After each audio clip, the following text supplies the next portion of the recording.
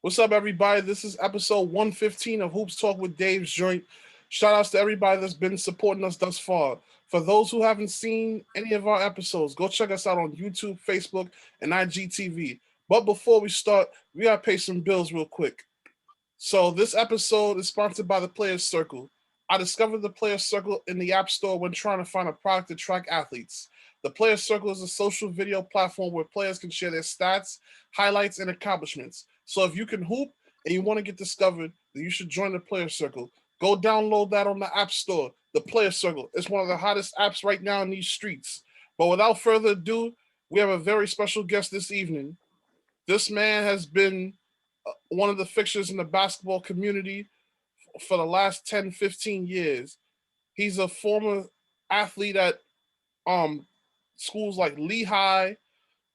He played on the JUCO circuit, and now he's a coach at Roselle Catholic, and also for the PSA Cardinals. And also, he's a real estate developer. Broker. My apologies, real estate broker. Yeah, not developing yet, but soon. So everybody, please welcome a good friend of mine, Mr. Laverne Goulbourne.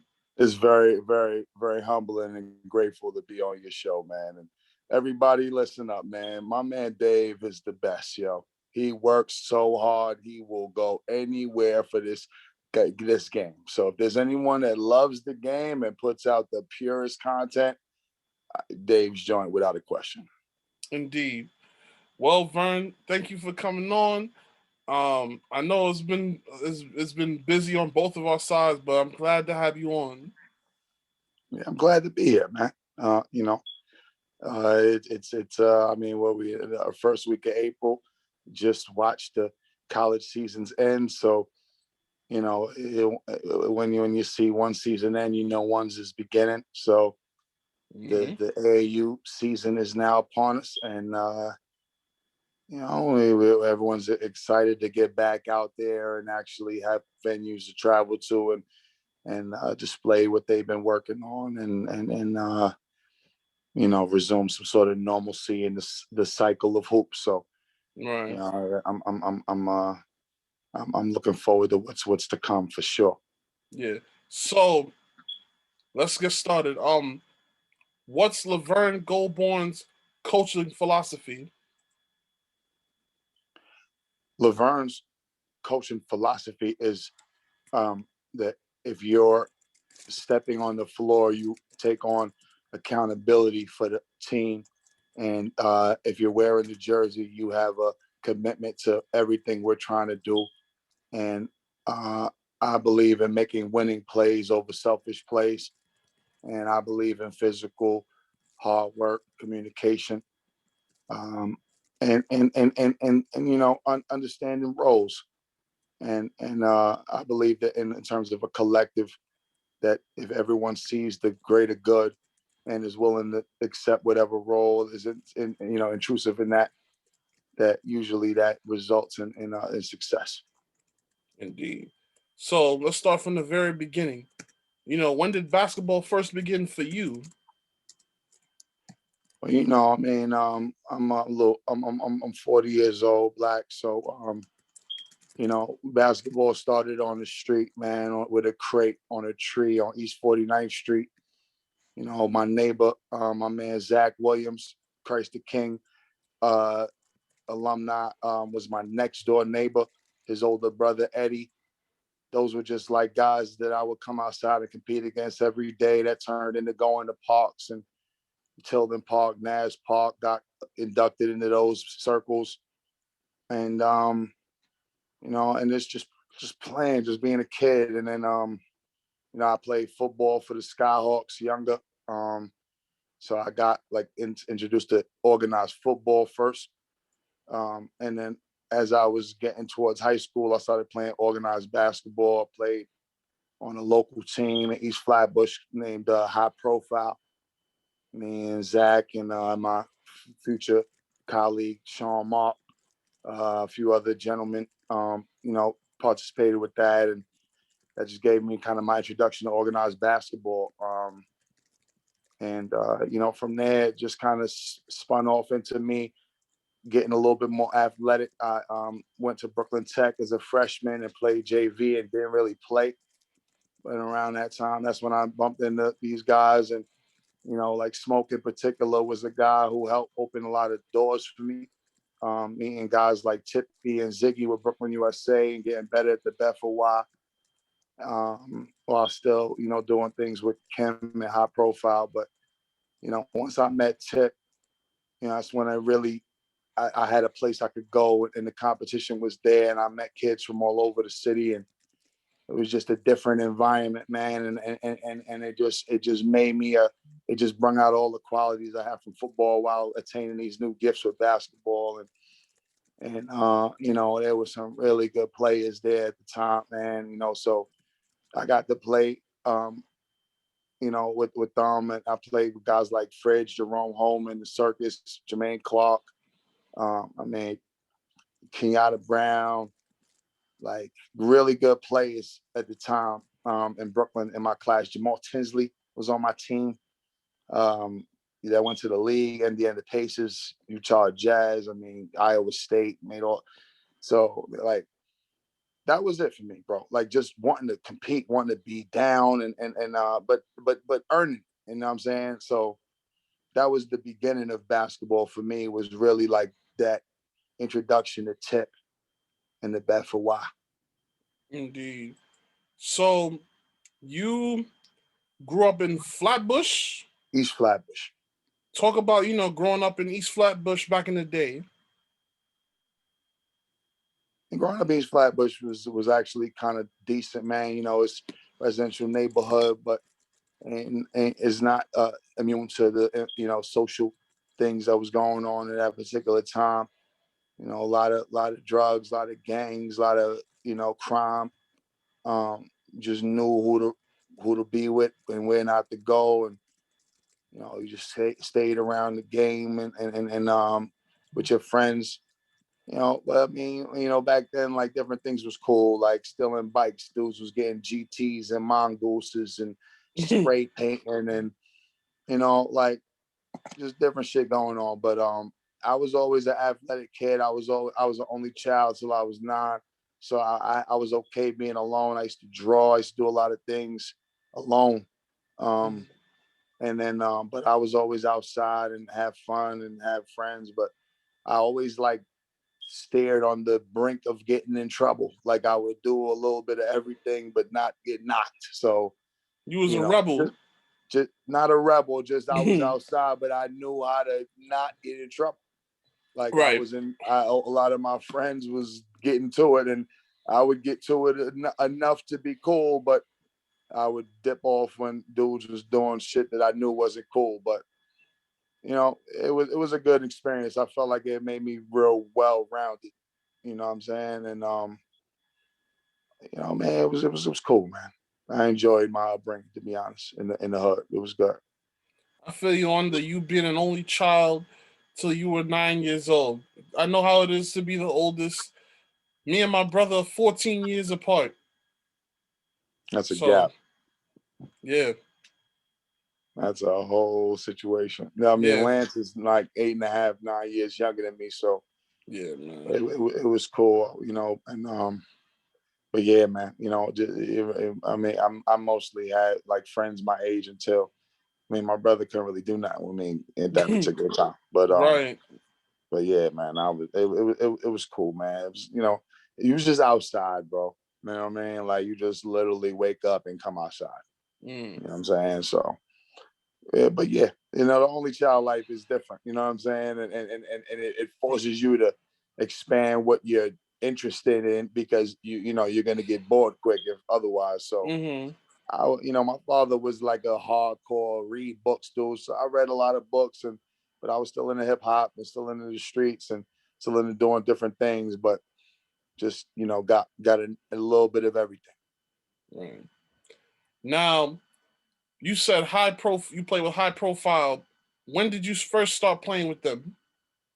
When I was 12. So, you know, talk a little bit about the high profile experience. Like how long did you play with them? You know, what tournaments did you play with them in? You know, my man Kim did a good job of kind of assembling the kids in the neighborhood that knew other kids. And it was just us. My man Clinton Hallware, he trains out of Aviator. He was like the older guard on the team. A lot of the kids actually went to South Shore then when it wasn't popular. My man Jose Clinton, DP, Darren Phillips, went to South Shore when it wasn't lit. I went to Tech. A couple of my friends went to like Grady, different schools. But like back then, those schools were hard to play at. So like, even dudes that was nice that you played with was at a school not even on the team. Like it was like that back then. Like, so like, you picked the wrong spot, you might not even be on the team. So like Kim just had like Tilden High School and like we used to just be in the back gym, working out. We played like in Gersh when it was in the gym. We played Kingston, we played Ajax, we played, Kim used to take us everywhere. It's a little Jeep, we'd jump in the back of that shit and we'd be out, man. And like I was a forward back then for them, and my athleticism was there. I was physical, for the football background. So I made up for what I couldn't yet do skill wise with hustle and athleticism. And, as I worked out harder, I just got more skilled and transitioned to a wing player. But, it was just my guys in the neighborhood pushing me to compete. It was just us. So we took more pride in it. And, we competed, man. And we won tournaments. And it was like, like in now, because there aren't as many, like back then there weren't as many AU teams. So you played with your hood team longer. You know what I mean? Because like it was just like Brooklyn, USA, Riverside, Gauchos, like Panthers, like it wasn't that many teams that you could travel. You know what I mean? So you really, like a lot of kids didn't even travel. You know what I mean? Like you just played a lot of street ball. And so high profile was just street ball. Just getting in the street, playing under the whistle. A lot of t-shirts. That was it. So they never. My man Dwayne Archibald from Robeson played with me on that. That was one of our best players. But yeah, it's street ball, man. That's all high profile. So they never left Brooklyn. They went like Kim, like with back then. Dudes would go to like Poconos Invitational Camp, and a couple of my mans would go. I never went though with them. That was the only time they left the Poconos. I ain't go. No, but I'm talking about the other boroughs. Yeah, like I said, with the Queens, like Ajax, we would ride out, bro. That's what I'm saying. We would jump in the back of the van, Jeep, two of us in the back. Like, yo, we would load up that little Jeep Kim had, man. We ride out. And a lot of, bro, to be honest, sometimes I probably don't even know, but mostly it was Brooklyn and Queens. I ain't never rode like the city or the Bronx with Kim. I did all that with Tip. Tip had a team and everything. Tip was the one that got me out the borough. So you played with Brooklyn USA as a youth? Yeah, it was like Smoke introduced me to Tip when I was a freshman.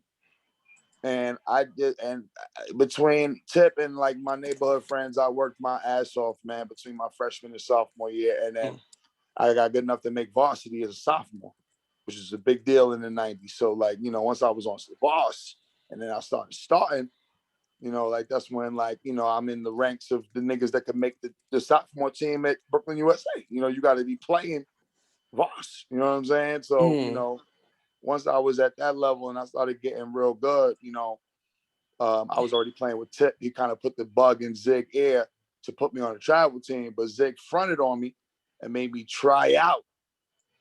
I had to go through a whole tryout at Bishop Ford, bro, like fucking 300 niggas in there. And I was me and one other dude. We came out of that shit, made the team. Now I was officially on. Nigga, and Tip was like famous for telling you like 8 a.m. at Atlantic Ave or some like Atlantic Ave. We met there. Like, so once you were told to meet at Atlantic, you knew you was on. You know what I'm saying? So they gave us some Zig had like all kind of deals, man. But like at the time he had like an Adidas store, but he had like just lost the deal. So he had like some Sean Kemp Reeboks, Kamikazes, and we went to like all over the country. And that was like a special time. I was there too, because like, it was ill because like dudes like Ed Coda and Jamal Tinsley are in this same bus. You know what I mean? Mel is on my team, on the 10th grade team, and Ed and dudes like Kevin Houston, Jaquay Walls that went to the league on like the senior team. You know what I mean? Big E. Williams and Alan Griffin that went to Syracuse, and Trevor Diggs and them on a junior team. And it was just crazy. You know what I mean? So it was like an induction into the elite Brooklyn dudes. Like, it just was like, but I was always humble and aware of what was going on, and not making myself look crazy. But you know, it was a big deal, man. You know what I'm saying? I'm roommates with a hotel with Mel Tinsley. You know what I'm saying? Like, you know what I'm saying? This is good. So like, you know, that was when I was lit. That's when I first was getting on. You know what I mean? And again, going to camps and, you know, still playing with my little high profile team though against them, and then they getting at us. But I'm still, that's how it was. That's what I'm trying to tell you. Even when I was on Brooklyn USA, I still play high profile because it was like, this is my team. You know what I'm saying? Like, and I would bump into these USA dudes, but they would play with their hood team too. Like, everyone had a hood team. Like the Crown Heights dudes play Ice-T. Like, it was just different. Like the hood, like every hood had a nice team. Paradise, or from, you know, Park Slope, Red Hook. Like, it was just teams, man. And you would bump into Brownsville, forget about it. Like, yo, it was. So yeah, but Brooklyn USA really was my like induction into like being nice. Indeed. Now, high school. Being that you were from East Flatbush, you had Nas right there, and you had Tilden High School. Why did you choose Brooklyn Tech?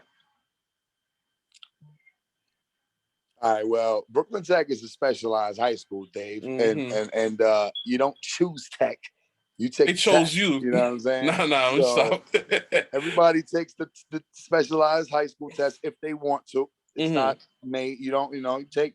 And what happened was that my zone school was Tilden, bro. Like, I could walk to Tilden. You know what I mean? So like, I was zoned to go to Tilden. You know what I'm saying? And man, it would have ended up that way. The story would have been a lot different. But like, I didn't actually pass the test to go to Tech.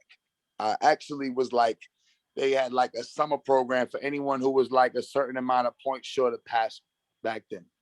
So it's funny. Me and my man Ronnie from Brooklyn Stompers was classmates in this Tech summer program, and I end up going to Tech. Ronnie ended up going to like Bishop Ford or something like that. You know what I'm saying? And that's kind of how I actually met a lot of these downtown dudes, like that summer program, because like they used to have like Big Apple games in the gym. So, you know, like that, the hood over there is coming to enjoy Tech gym. I'm Fort a kid. Greene. Yeah, the hood is coming through, and Clint Hill. So I don't know them, but you know, there's mad kids in the gym, girls and boys, when I come out of class. So, you know, I'm a kid and I got the gym. So me and my man that was another dude that was in my class was on Skyhawks. We just go down to the gym. First day of school, we start shooting around. Yo, Ronnie and his man come up to us, and I remember boy was just in class with me, but he's changed and like in ball gear now. So I'm like, oh, this nigga must live around here. So he presses us like, yo, we just shooting around. Like, we're not even playing the game. And him and his man just press us like, yo, what you want to do? I'll play 2-on-2. So we like, all right. So Ronnie washes my man, but I wash his man. And we win. So like, you know, Ronnie's mad. Like, yo, we just lost these dudes. So he's like, yo, what's your name? So I seen you in my class. I gets my number.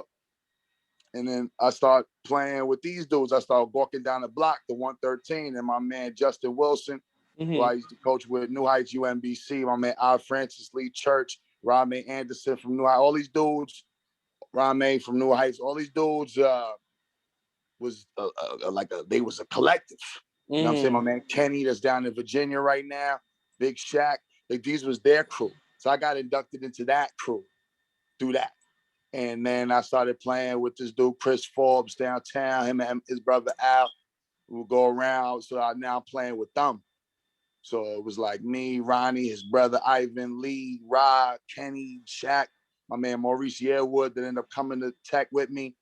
My man Kenny Walker that ended up going to Hofstra. That was our little team down there. So now I'm in two teams. Now I'm in high profile in my hood, the Fort Greene dudes. But I fuck with these Fort Greene niggas. Like, these are my niggas. You know what I mean? Like, I'm going to war with them, like, in multiple tournaments. So, like, and then Mo came to Tech. So, you know, it was just like, Tech put me in this Fort Greene circle, man. And my man Jamal Robinson that went to Robe. A lot of dudes, man. It's Carl Sanders, Fred, Doug, all these dudes from Park Slope. It just put me in the downtown Brooklyn loop now. So along with playing Brooklyn USA, now this is before Brooklyn USA. I was still kind of like a bird going into Tech. You know what I'm saying? I was just like an athlete that had like a little jump shot because I had a hoop in my backyard. So I was pretty nice meeting all of these dudes. So they was actually feasting on me. I ain't even gonna lie. Like, I was type, you know what I mean? Like a dude that was getting better through lumps at the time. So, you know, Tech was cool, but I was there for 2 years and I transferred to Marist High School in my junior and senior year. Me and Smoke went my junior year. So I was only at Tech for 2 years. Oh, wait, so Smoke went to Brooklyn Tech? Nah, I was at Tech for 2 years. My sophomore year, my man Maurice Yearwood came with me. He was a freshman. I was a sophomore. He went to LIU. That was like the plan. We was gonna do this shit together. You know, like a lot of shit was going on. And I was just like, yo, this marriage shit is way litter. So I just transferred there. And Smoke and I went there together. Smoke was at Jeff the year before. And then we went together to Marist to Jersey. Did that Jersey move. Wow. So you guys went in there. So this is, I'm thinking, 1996. 96. So you played on the same team with James Felton. Yo, that was the draw. So we were in a broker deal. Zig traded me, my man Bernard, and Smoke for the rights to use James that summer. So Marist was trying to reload and compete in Jersey. And back then, Jersey is like St. Anthony's, St. Pat's, and a couple of dudes is already leaving Brooklyn to go over there. So like Fridge and Jermaine Clark kind of started the wave of us going to Jersey. You know what I'm saying? And and they're already getting a crack in New Jersey now. So we're like playing AAU with them while they're already in Jersey High School. And Maine is already lit in Jersey and Fridge is instantly lit. So, you know, we like, yo, this Jersey shit might not be that bad.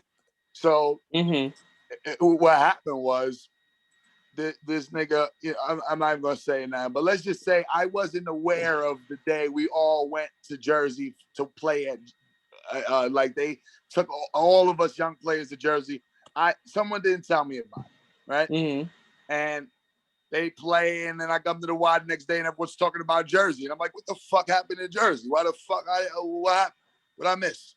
So they're like, yo, we went to this high school, but nobody was interested in really going to it for some reason, or they was acting like they didn't get asked to come.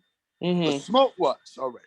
So then Tip pulls me aside like, yo, where were you, yo? And I'm like, what are you talking about? I'm asking everybody, like, yo, you're the main one of the people that was supposed to be there. You know what I mean? And I'm like, what? So he's like, yo, Sean's going back for another workout. They like him. They like Bernard. Go with them. So I went back, and we had open gym in Jersey, and I went crazy. And this is at Marist. We went to Marist that year in the summer. And then, you know, they were like, oh, yeah, we fucking with you. So then, you know, my mom, you know, our parents went up there, met the headmaster, all that. And me and Smoke got in. Bernard didn't go, though. He ended up going to St. Pat's. So, you know, that was like the change. And then right when we was about to meet them, we went to Eastern Invitational Camp. And Eastern was like right after ABCD. So, like, you know, you obviously knowing who's lit when they come through with the ABCD shorts on. That was like a thing. You know what I'm saying? You got ABCD shorts. You're one of the top players in the country. You know what I'm saying? So we had Eastern right after ABCD, and we just got sent up there with Tip.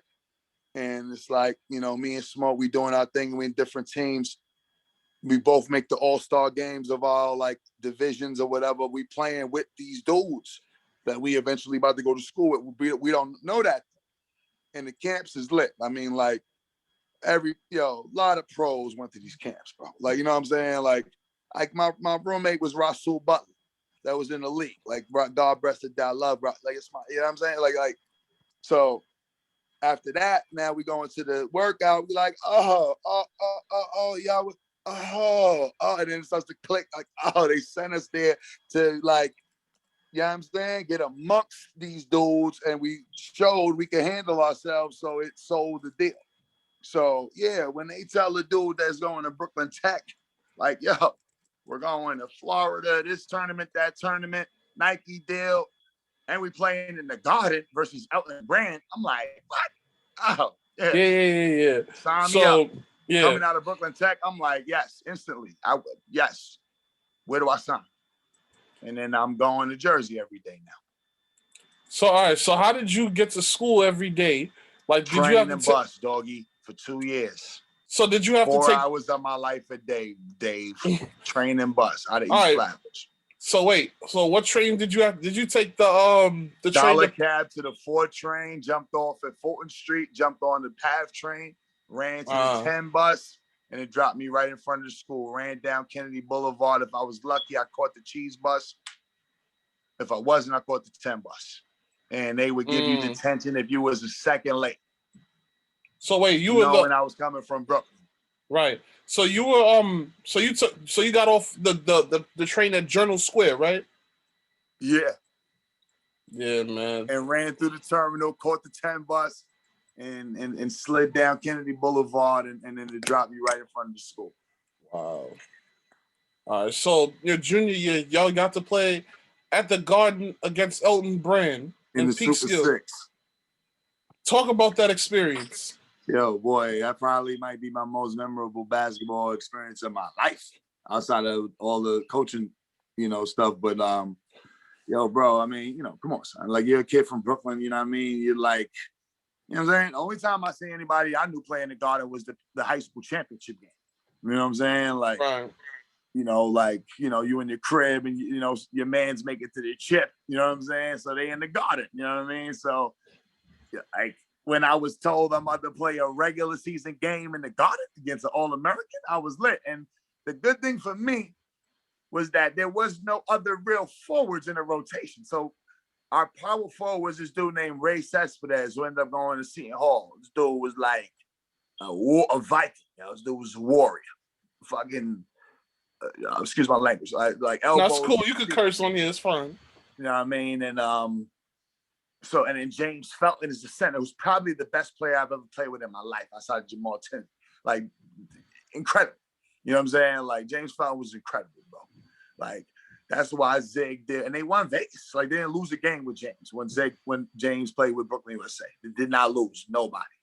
Like, could not beat us with James. James Felton was like a 6'11" guard, bro. Could dribble, shoot, board your shit on the top of the glass, handle. It was incredible. So he was in the recruiting class with Ron Artest to see St. John's that year. But yeah, that was the reason I would go to Marist. So like the draw for the Super 6 game was like Elton versus Felton. And we're like, you know what I'm saying? Like, it's kind of lit. Like, you're in school and then like MSG cameras come through, and then, like James went and did the interview and then like it was all right. Like, it was like, oh, this is a big deal. You know what I'm saying? So like the day of the Garden game, we got to be at the school early for shoot around. We get there to the Garden early, we change. And, this is like 96 with like 85 uniforms. So we got like the shiny warm-ups and, the joint with the angles that everyone had. And I had like number 55, like some wild number, like with the super young. It was crazy. So, high socks, but I knew I was going to play, you know what I mean? Because it's just me, James, and Ray.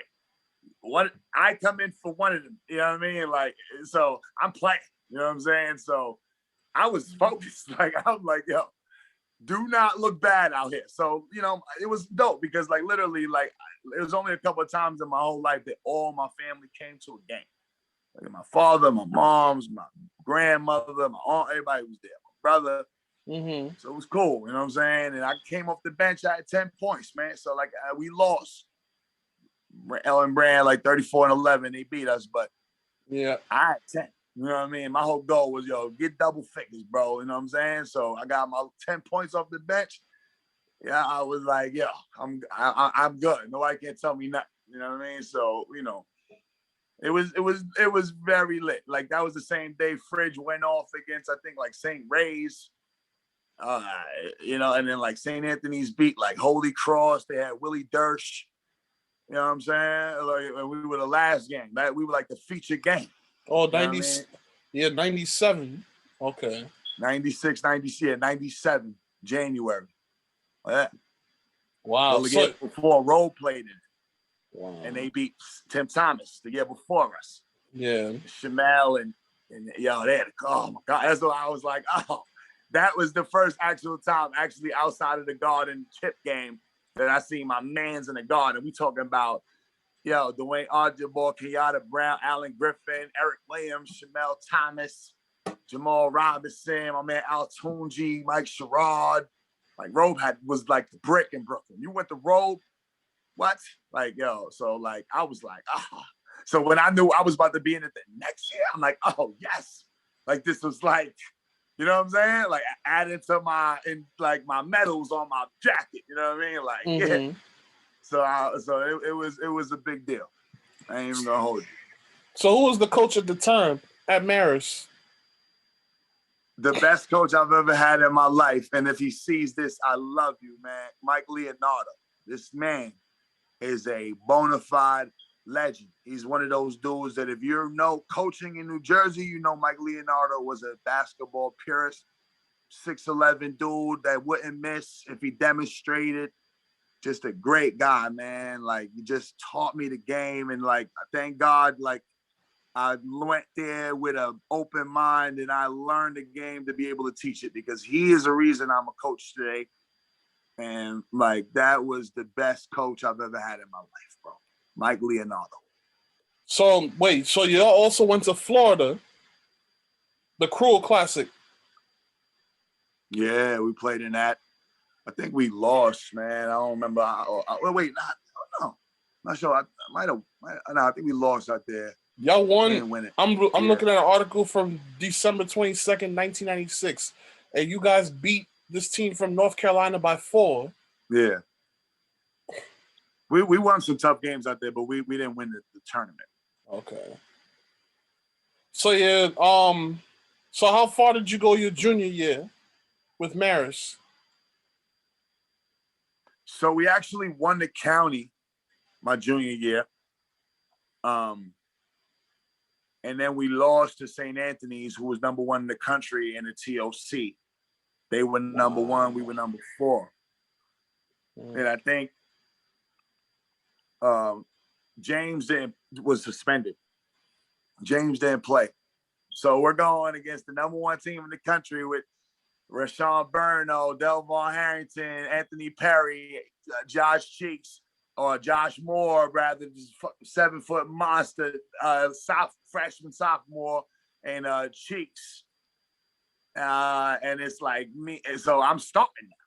You know what I'm saying? Like, and then I think our point guard was changed. So Smoke was starting now. So all year Smoke didn't start, but like first round state game, Smoke started to have like a double-double. And this nigga didn't play like all year. So it was like a big coming out party for Smoke. You know what I'm saying? Like, so I think we played like I forget, like Immaculate, some team. So now Smoke is the starter. You know what I'm saying? So I'm like, oh my, you know what I mean? So it's like a good and a bad. Like my man Smoke is starting, but we don't got James. You know what I mean? So I'm like what the fuck? So like, we it's like me, Smoke, Saeem, this dude named Rashid Dunbar was a freshman on our team. He came off the bench. My man Kareem Horton from Boston, me and Ray. So it's me, Sai, Kareem, what they call him, Dream, Ray Cespedes, and Smoke versus that 5 they had. And Smoke didn't score, but he had like 8 dimes and like 3 steals and like played incredible. And Ray had like 30. And I had like 16 and 14. And Dream and Sai played good and Sheed, but like, we needed James, man. Like we had James, we'd have beat them. You know what I'm saying? But they beat us. And then I think, if I'm not mistaken, I think Patterson Catholic might have beat or some St. Pat's. I think St. Pat's lost to Patterson Catholic. I think that year St. Anthony's might have won the whole TOC, if I'm not mistaken. And yeah, that was the end of my season. That loss right there. So whatever happened to James Felton? Well, sadly, when James was 27 years old, he died. James was diabetic. James was an alcoholic. He just had demons, man. You know what I'm saying? Like, and he had a rough road in college, and didn't get to the pros, and because of his reputation, not a lot of people took a chance on him professionally. So unfortunately, like after James's college days, he kind of was like in the hood, man. So like it just caught up to him. You know what I'm saying? And he passed away when he was 27. Rest in peace, James Felton. Rest in peace, James Felton. So what happened to Leonardo after your junior year? Why did he leave Marist?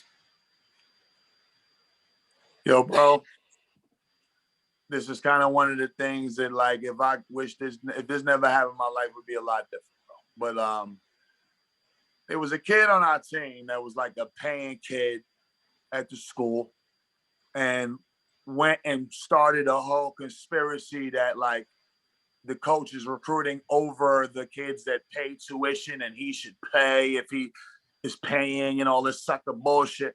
And this nigga just wasn't good. And our starter all year was a kid who was paying. The kid that was starting over Smoke, my man Mike Florio, it was starting. You know what I mean? All year, paying tuition. You know what I'm saying? So what is that? You know what I mean? So basically told our coach, the headmaster, like that you can't recruit no more like that. Like, we're not going to let you keep bringing in all of these kids.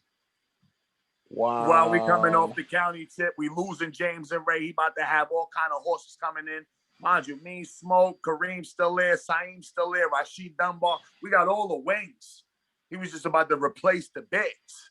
And he's like, nah, can't do it. So the headmaster shut it down because the kid was basically... Kid started a conspiracy, dog. And the headmaster bought it, and Mike Leonardo like kind of took a stand, like, yo, I will resign if you do this to me. And they played chicken with him and called his bluff, and he resigned. Just resigned. And we out there with no coach. And actually, that's how I met Chris Chavanis, because he was the coach the next year. So your senior year comes. Let's talk about, what it was like playing for Chavanis. And first and foremost, was Smoke still with you at that time? Also, nah. So he just cut out. So he cut out after Leonardo left.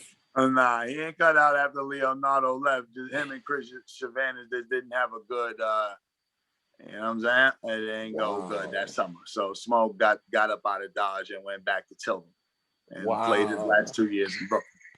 He wanted to stay, but it wasn't the situation at the time wasn't ideal for Smoke. All right, so you stayed. So, take us through that year. Yeah, man, that was my rockiest year in basketball, man. You know what I'm saying? Like, look, the big dudes that left, we didn't get no replacements for them.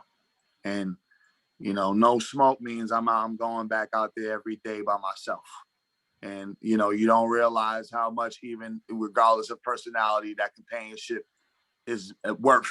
So now, I'm playing like the 4 to 5 for our team, because our big man is like a junior who plays football, and, one of them type of situations is Catholic school. You know what I'm saying? So like, we got Rashid Dunbar at the 1, sophomore, big time. We got my man Saeem Bethea, who was real good, sophomore, senior with me, shooting guard. My man Kareem Horton at the 3, me at the 4, and supposed to be like Brian. And then I would play the 5 really the whole game. You know what I mean? Because Brian is either getting in foul trouble or miss too many layups, rebounds, and Chris get mad, take him out.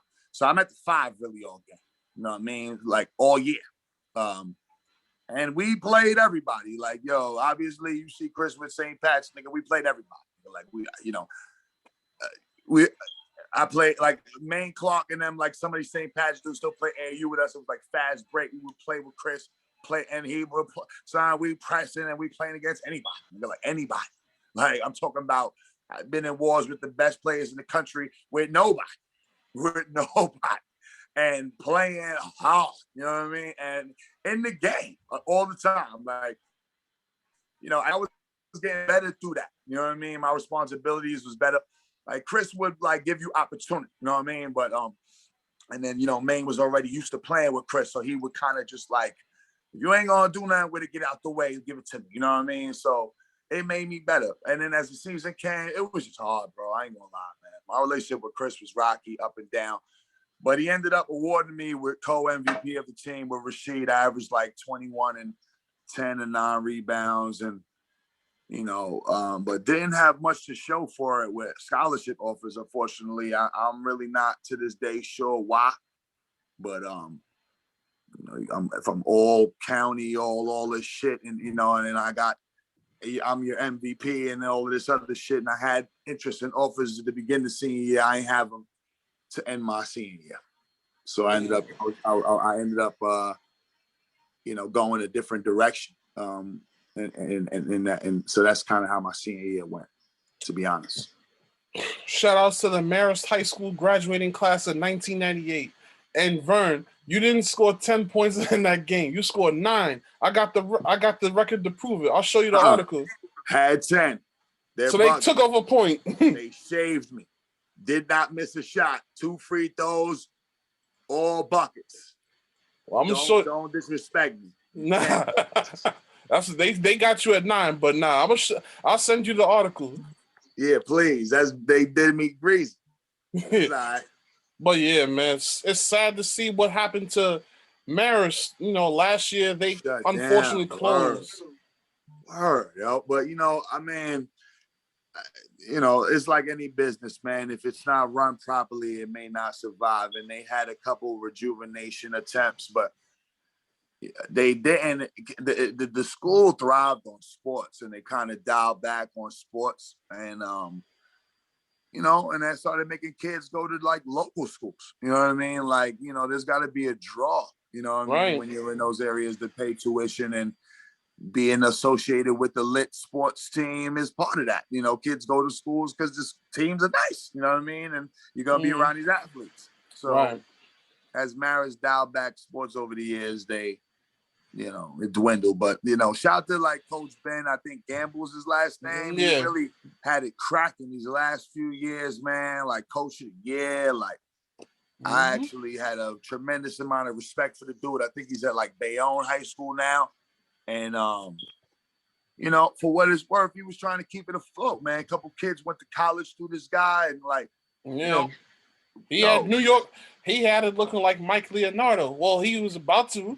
You know what I'm saying? He had about. Well, he was starting to get kids in there. Yeah. It was definitely. They had a couple kids from St. Ray's and Cardinal Hayes up in there too. Transferring it. Yeah. So and I respected that. Yeah, that's a great venue too, man. If I could get anybody's information in Jersey that got the keys to the gym, it's shut down. That gym is huge. Yeah, well, I hope they do something with that gym. Serious. Like at least open up a charter school or something, because that's what they're doing with these Catholic schools. Once they close down, they convert them to an academy school, bro. Like like Rice. That's what happened at Rice. Now they're Harlem Village Academy School. I'm pretty sure someone's scheming on Marist right now, bro. Right. I'm telling you. They got fucking football, like, yo, bro. Right. It's a nice school too. Patterson Catholic, they turned into a I want to say a charter school or a public school. St. Anthony's, I don't know if they ever did anything with that building. Yeah. Talentine, unfortunately, their elementary school closed about a year ago. So who knows what's happening with that building? I think they might be a lot of programs shriveled up, man. It's sad. A lot of really historic programs, bro. What I will say about these schools is that they're great educational institutions, but let's be honest. A lot of kids, you know what I'm saying, won't survive at a regular high school, like at our local hood schools. Academically, you know what I'm saying? Like certain kids need to be challenged. And that's why a school like a Marist or Brooklyn Tech would be great for a lot of other kids. Like I got my little brother at Hayes because I knew if he had, I don't like right now, as you already know, Vern, a lot of these kids are struggling with this remote learning. So it's going to be a struggle for so many of them. You know what I'm saying? It's like he's in school twice a week, you know, on a roll. You know what I'm saying? So I'm proud of him. But, you know, I just wonder what would have been had he went to a DOE school. You know, I mean, a lot of these situations can be timing as well. I mean, you know, I know people that have gone to public school and got tremendous education. Sometimes it's about the teachers you bump into and who cares and Right.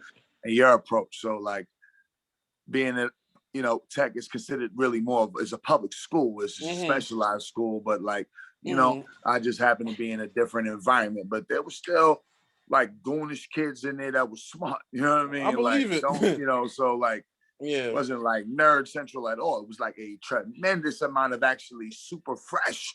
Like Tech at the time was a very swaggy spot on the low. You know what I mean? Yeah. And because it was a lot of smart, fresh dudes in there, like and chicks. So like, it's funny that I ain't graduate from Tech, but I'm considered Tech alumni, and I'm like grandfathered in, and like, yo, the alumni base is lit. So like. And I know a lot of people have done tremendous things that went to regular public school. You know what I'm saying? So, yeah. And a lot of people that go to Catholic school aren't really doing work. You know what I mean? So it's kind of like, you know, dudes could sleep in class, do the assignments, and get the grade too. So, like, we could, you know what I mean? Like, talk about what's really good on both sides. But like, it's I feel it's more personalized than like just like a determined you'll get a better education in one or the other. I would never say that. Right. Well, so college, you first went to Lehigh. I went to Lehigh University. Let's talk about Lehigh. How did that opportunity present itself? So while I was in Tech as a sophomore, I filled out like a free application in one day and for Lehigh University. Didn't think nothing of it. Filled it out thoroughly. You know, it was like one of these things where like they made us in this particular class that they dedicate the whole class time to doing this application. Right. So I did the application. I ain't think nothing of it. You know, it was just like a class assignment to me that day.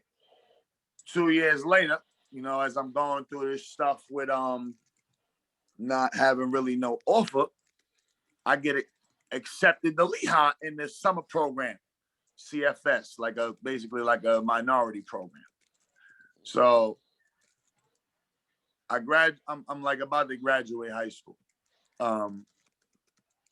I start playing with the Brooklyn Beasts again. Smoke puts me on. A couple of dudes like Brian Gardner, like, yo, mad dudes playing with like Brooklyn Beasts at the time. You know what I'm saying? So we started running around. A couple dudes from Tilden, like, you know, I think Woody, Safran might have played. Like, it was like, you know what I mean? But it was like lower level Brooklyn kids that was nice too, but couldn't make like, you know, wasn't on Riverside or Gaucho, but they were still nice. You know what I mean? So I got down with the Beast. I played, I'd be like 5. Maurice here would play with us too. I played like 5 games with the Beast, bro, like a couple of tournaments. So the tournaments I played with them, though, I was cooking. You know what I'm saying? Like, you know what I'm saying? So now I'm kind of like becoming one of our main players now on our 17U team or whatever. But I'm like a kid, like now, you know what I mean? That would be like, oh, I ain't got an offer. I'm going to play AAU again and see if I get something. Like one of them graduating seniors or whatever. You know what I'm talking about? So I'm playing, yo, boy, my graduation day, son. Me, my moms, my pops, my brother, my aunt, my grandmother, my little brother, we packed in the Subaru. We drove in the cap and gown, son, to this tournament, bro, in Pennsylvania with the Beasts. And I get there like late or something. I think I missed the first game they had. And we play against DeJuan Wagner the second game. And like, yo, boy, like, let me tell you something, son.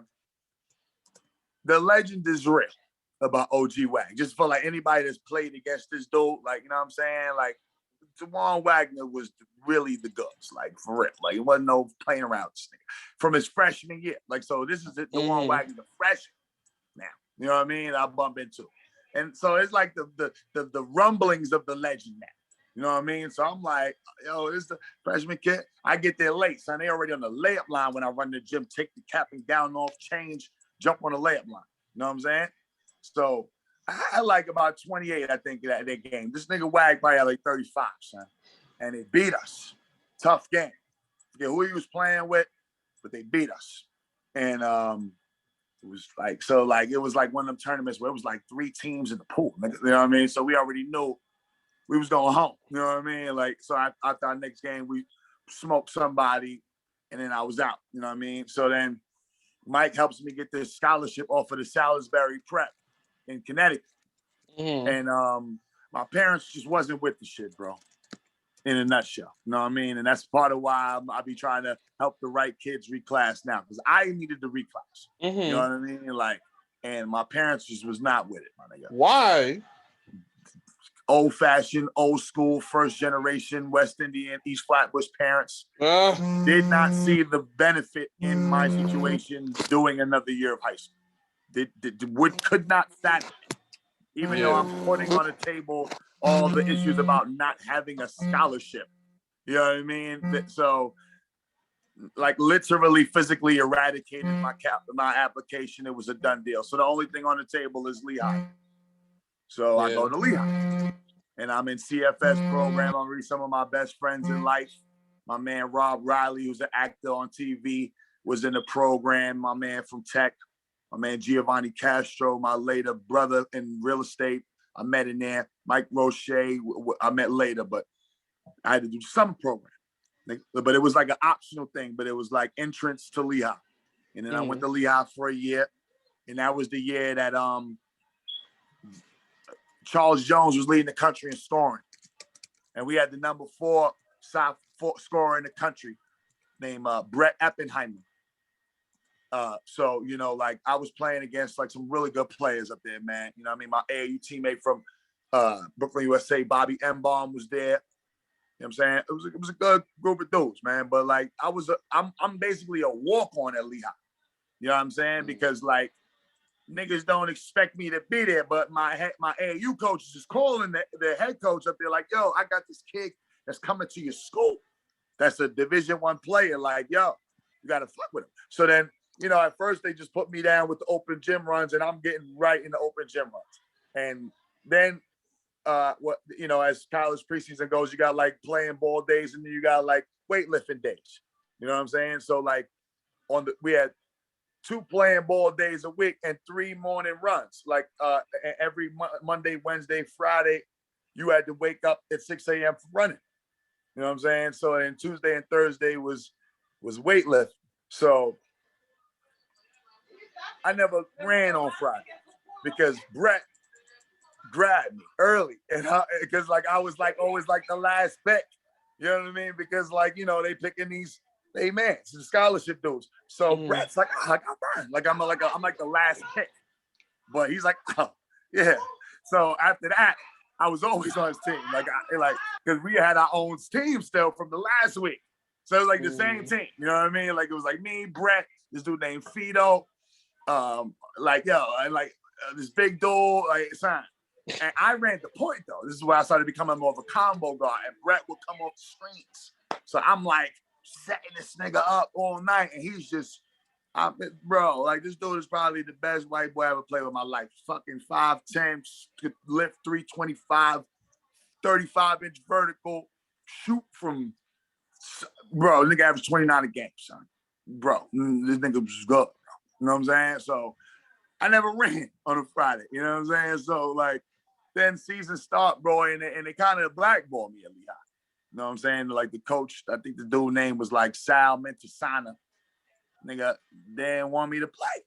You know what I'm saying? So they just stopped telling me shit. Like, oh, I'm coming like late to shit. I'm not missing practice all of a sudden because niggas ain't telling me. You know what I mean? Like niggas did me like that on campus.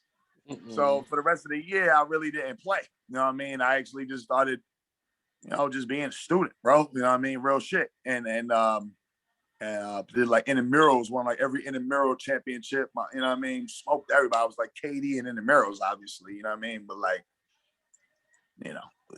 so I didn't really play on the team the whole season at Lehigh. I played like the beginning of the season, and then and low key, I probably if I would have stick around, I probably would have ended up playing there because like man, dudes was getting like mono and shit back then. You know what I'm talking about? Like, so like the spots kind of opened up. You know what I mean? And they were like, yo, and I'm like, man, fuck y'all. I was just at the time like, man, fuck y'all niggas, man. I'm not coming back. You know what I'm saying? Like, you're not about to do me like that. So I ain't play the whole season at Lehigh. Just you know what I mean? And then I ended up like working a year after Lehigh at Wyckoff Hospital, bro. Like in a medical records department. My girl, mom's was the director, got me a job because I was trying to go back to Lehigh that summer, and I took summer classes at Baruch and got the grades, but they didn't give me back the money. So I'm like, oh, I'm not paying to go to Lehigh. Nigga, like, fuck out of it, you know what I mean? So then, but it was like too late. You know what I mean? Summer session ended the beginning of August. So now it's August. I ain't got a school. Tip ain't really got nothing for me. I just take a job, work a whole year. So I worked the year, and I stacked some bread and all that. So then by the next year, Tip get me in Sullivan. So I ended up going to Sullivan. I go to Sullivan now the next following year, and I'm on a team with like Irv Opong, I'll Be Right Back. I mean, Derek Rankin, Sharon Brown. You know what I'm saying? We were number 2 in the country. Lost 2 games that year. The Roxbury, my man Kareem Horton, my high school teammate, they beat us. We went to Boston and lost. And we lost the national championship game to this team from Texas. So we only lost 2 games the whole year. And then, Will Brown, who was my coach, they went to Albany together, him and Irv. And I got a Bridgeport offer. So I went to Bridgeport. Now, before we get to the Bridgeport, talk about what it was like at Sullivan, school and basketball. Well, now Sullivan got like dorms and like buildings, like they've expanded the campus. But when I went there, it was a real community college, and the athletes lived in like these kind of trailer houses called Kalo.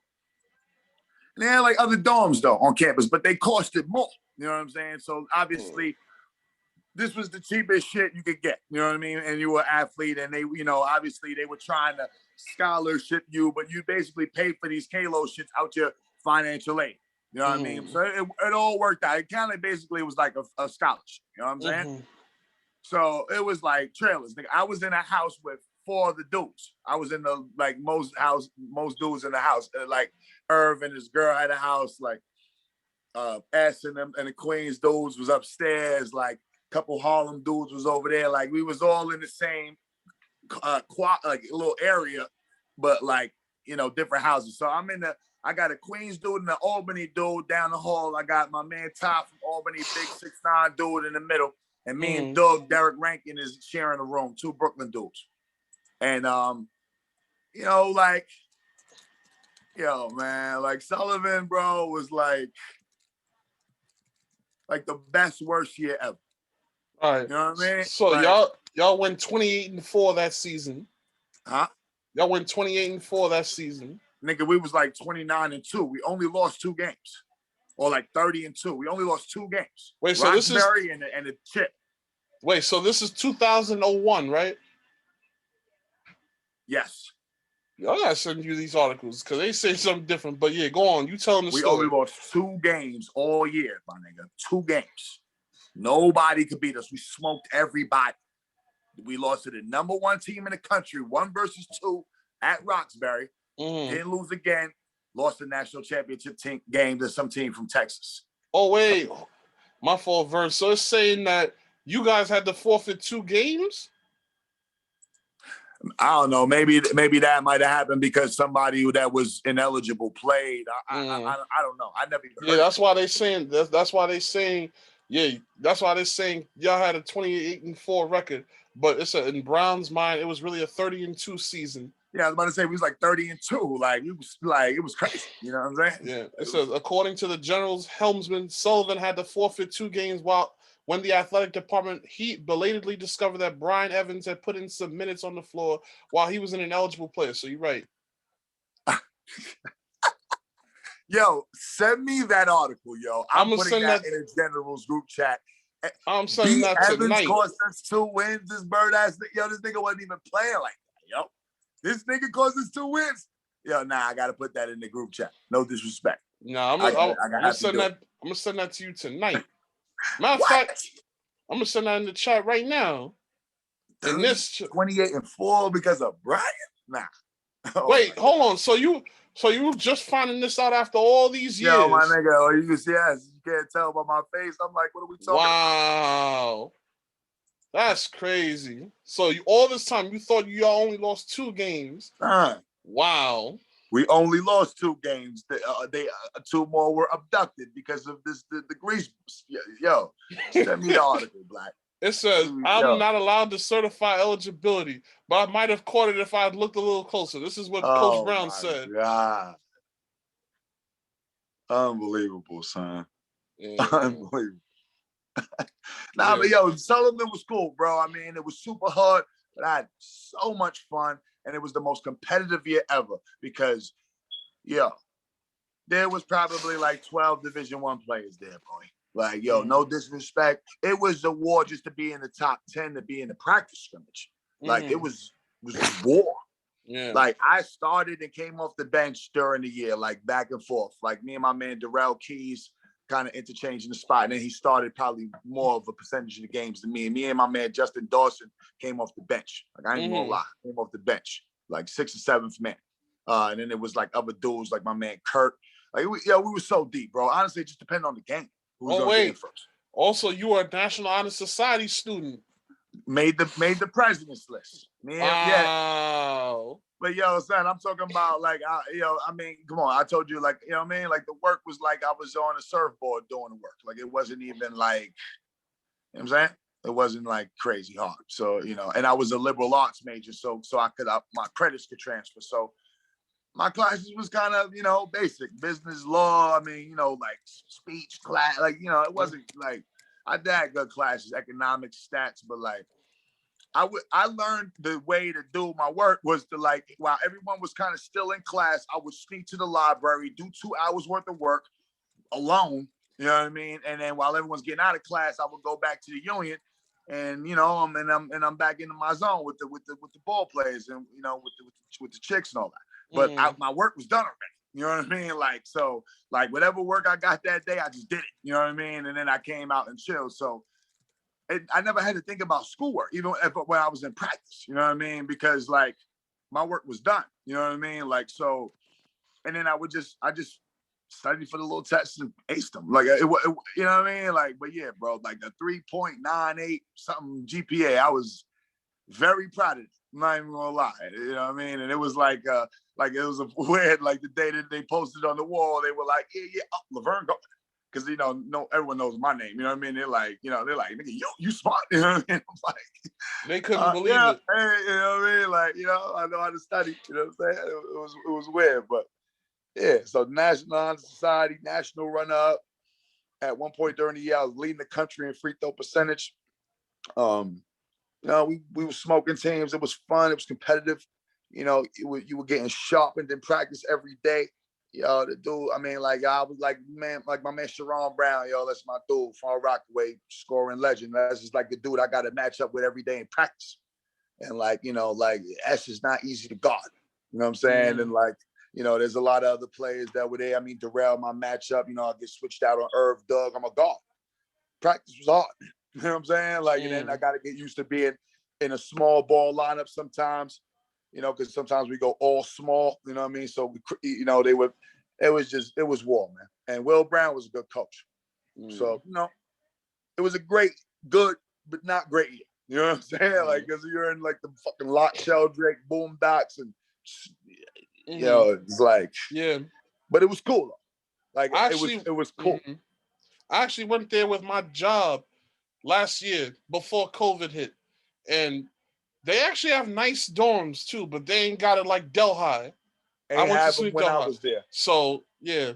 Ain't have them while I was there. And I went up to Delhi and all of my Swigos and all that when I was at Sullivan. They've been had Newports. They've been had the dorm. We had none of them dorms. Every dorm was like a house. Listen, it would like be a lot of houses. Our dorm. I didn't stay in Russ. One of our dorms was called the Projects because they had everybody from the hood in this one building. It probably would have been. Was it Kalo? No, the name of the dorm hall was called Russell. Oh, okay. Russell Hall on Delhi's campus. But yeah, everybody from the hood lived in that building. Like we even had dudes that didn't even go to school there. They was just lived in there.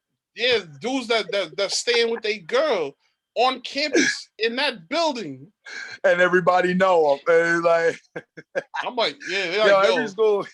Yeah, like you got dudes that don't even go there, but be there all the with time. With IDs and all that. Yeah. Like, they eating in the school cafeteria. In the meal hall.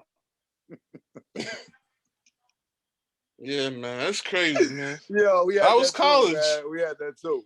Yeah, we had that too at Bridgeport, but not at Sullivan because you had to buy lunch in the diner at Sullivan. You ain't have no meal plan at all. That went on at Bridgeport for sure. Wow. All right. So no meal plan at Sullivan, boy. You was either cooking. Yo, son, I learned how to network at Sullivan, boy. I started like bartering for meals. I had like a rotation of like 9 shorties that I would like, yo, what you cooking? What you cooking? Keep calling, yo, what you cooking? And I would just stop through, get some food, bro, because I ain't really a chef, man. And luckily for me, I was sitting on some bread from working the year before, so my roommate was a cook, dog. So I bought the groceries. This nigga cooked the food. That was the agreement. Yo, you lived a good life, man. I bought. I had the long receipt, boy. I was buying. You lived a good life, dude. Surviving, son. I've been in that situation. I went to OCC, bro. I was starving over there on Onondaga. Yo, it was bad. It was bad. Like money used to run out real fast. Instantly. I was eating my roommate's food. Times was hard. Scavenger.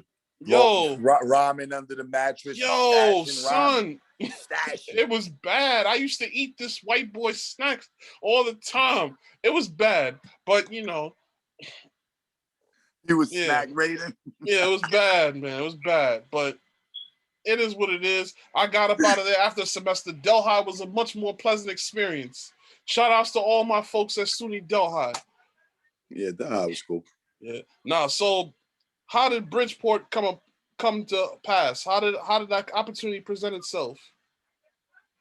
Yo, I mean, like, you know, in my whole life, boy, it's almost like people want to see me perform and then they invite me. Same thing with Sullivan. I went up there for a workout.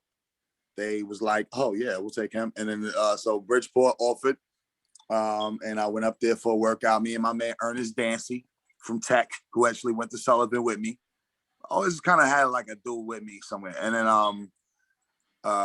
we go up there for the workout and I impress and I'm like hitting shots from everywhere and dunking on dudes and this is looking crazy. And then Ern was looking all right too, but erratic, and they didn't like Ern and they liked me. And I went there. And Ern ended up going to Binghamton. So whatever, but yeah, man, you know, Mike Ruan, still coaching there now, offered me. Came in, it was like an older group of guys. I was a sophomore because I only played that 1 year at Sullivan, so I had 3 years to play. And my first year at Bridgeport, it was like the end of an era in a sense, like some guys that kind of like helped restabilize the program. That came my man.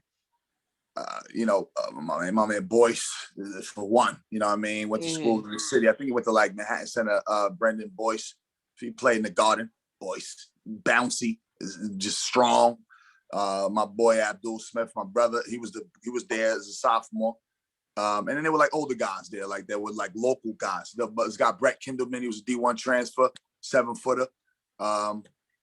And like this dude, Akil Moody from Philly, that was tough as nails. My man TJ Newman, who's still on the Bridgeport staff right now.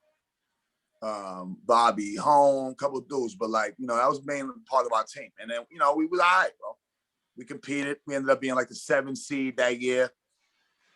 Beat Philly U, who was Philly Textile back then, at the buzzer.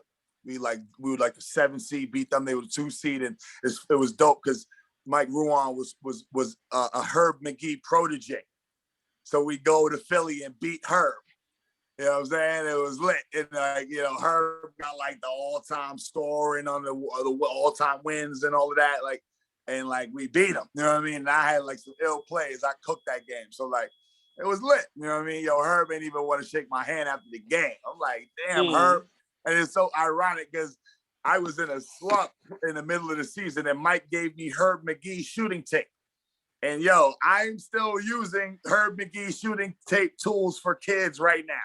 Wow. Like, that's the best shooting tape ever. If you ever seen Herb McGee shooting tape, you know what I'm talking about. That dude teaches you how to shoot. And during the video, he got like 100 campers around him and he's just hitting like 150 shots in a row. Like, it's just like, you're like, yo, this nigga really don't miss. So like, he had me in my dorm room with the ball, like, and then I got hot and finished the year hot because like I had like a couple of situations that happened in my sophomore year. So I was like clipped for a second, but when I came back, I was cooking. You know what I'm saying? So then we go into this run into this tournament matchup. I had like a dub, you know what I mean? And like, the dude Herb was tight, man. He want to shake my hand. Like Mike was lit. Mike Ron's my brother forever. Like that game was like, yo, you don't even know what you just did for me type game. So that was like the end of the older dude era. That's my sophomore year ends. Now my junior year, during my sophomore year, this dude named Gordon James was sitting out. All right. So Gordon James is like the older brother to the James brothers. You know what I'm talking about? Sean James, Delroy James, right. Lex James. The older brother is the like Plymouth Rock. And he was sitting out. He went to Orange the year before. Now he had Bridgeport. He had to sit out. So my junior year now, it's me, Abdul still, and all these older dudes is gone. So we got this transfer. Oh yeah, Brian Evans. He was on the team my sophomore year too, transfer from Hartford. So now it's Brian, me. We got this dude from Philly, Sean Mills. Jermaine Clark comes to Bridgeport for his senior year, my junior year. Gordon, Tomas, transfer. We had Gear Dwaney, the cousin of Quev Dwaney. That was at Syracuse. We had like a crew. So now it's a new crew. Young crew. So we was like ranked in the country that year. We was like top 15 in the country, top 20 in the country. We was lit, bro. You know what I'm saying? That was a great year. We didn't win the conference. We lost to Delphi, and we lost in the region championship to UMass Lowell my junior year. Senior year, Maine gone. Now it's me. Brian Evans decided not to come back for senior year. It's me, Abdul, G, this dude named Gabe, who was like Antoine Walker. It was incredible. My man Phil Alston from Philly. Dude named Fatty was there for a second. That went to Mansion in Philly. He was in and out. He like left school. Had a couple of dudes. Tomas was still there. And then we lost again, like the region final my senior year again. And then that was Bridgeport, son. Shout out to the University of Bridgeport graduating class of 2004. I know you had a lot of fun times getting on that Metro North. Yeah, I mean, before I got a car, that was my way to get back and forth. And I mean, it was only an hour, so like it wasn't that. You know what I mean? You could always go back home. Yeah, and that was the key. Go home, get fresh, grab some stuff. It's like 03, 04, you go like Jamaica Ave, you go downtown Brooklyn, you get right, you know what I mean? Then you go back, or go to 125th Harlem, Fordham Road, like 4 places to really shop. You know what I'm saying? You go home, you get busy, go back. Wait, so there was nothing really going on in Bridgeport? I know Bridgeport is like the hood. Oh my God, the projects is right behind the university. Like it's right there. You know what I'm saying? So that's why when you were talking about hood niggas living in the I'm like, yo, I know about that. You know what I'm saying? Like, literally in the bathroom with a dude brushing my teeth. Like, yo, my nigga, what are you doing here? You know what I'm saying? Like, they watch. They like right there, close to you. Son, right behind the buildings. Like, you're making it sound like jail, bro. No, I'm just saying, like, the projects is literally right up down the block. Like, it's right there. I mean, and you know, I knew a lot of people over there. You know what I mean? Like, it would almost be like everyone like, oh my God, don't walk over there. I'm like, like I'm so, you know what I mean? Like I'm walking back, going through, you know, doing what I gotta do, messing with who I'm messing with or whatever. And yeah, it was cool, man. You know what I mean? Like, you know, but again, like I'm not foreign to none of this. You know what I mean? So like, you know, it was just like they loved us though, like the players, like they like the team, like we were loved by like the community, the hood, everything. The hood would come to the games, like we were lit. You know what I mean? And like we would never like New Yorkie on them. You know what I mean? Like we weren't really like, yo, like I would tap and talk to everybody. You know what I'm saying? Like I would deal with the kids, like so. Like they fucked with me out there. Like, you know what I mean? They embraced, but like, it wasn't like crazy run-ins with the hood like that. Like, I mean, you know, dudes would get robbed here and there and girls too, but I mean, that happens everywhere. You know what I'm saying? Like, you know, it is what it is. Like, sorry, you know what I'm saying? Shouldn't have been out there. You know what I'm saying? I don't know what to tell you, but. Nah, but it seems like. Definitely goes down in Bridgeport. Don't get it twisted. Boy. Yeah. You know, you get robbed quick. Yeah, man. Back then, at least. Nah, that's crazy. But I think your coach ruined outside of he only had maybe 2 losing seasons in 20 years. Yeah, and it was early. Once we really kind of like low key started the wave of Bridgeport, because Mike was only like a year in when I got there, like a year or 2 in. You know what I'm saying? And his first year was hard, like real hard. You know what I mean? But I would get my sophomore year, and after that, boy, he had a talent because Mike was one of the first dudes that was not recruiting freshmen like that. You know what I'm saying? Like he went to the JUCO guys early. We never, or D1 transfers. We never had, like, until I was like leaving. Like my senior year, we had this young boy named Marcus that was a local Connecticut kid that was good. You know what I'm saying? But.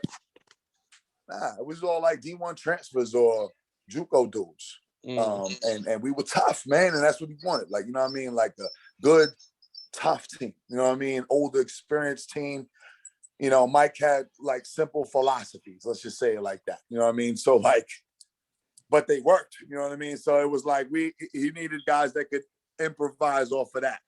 You know what I mean? Like, you know, so yeah, we made it happen, bro. My junior year team was probably one of the best teams I ever played on. You know what I'm saying? For sure. But you know, it was a good time at Bridgeport, man. I ain't gonna lie. I had a good time.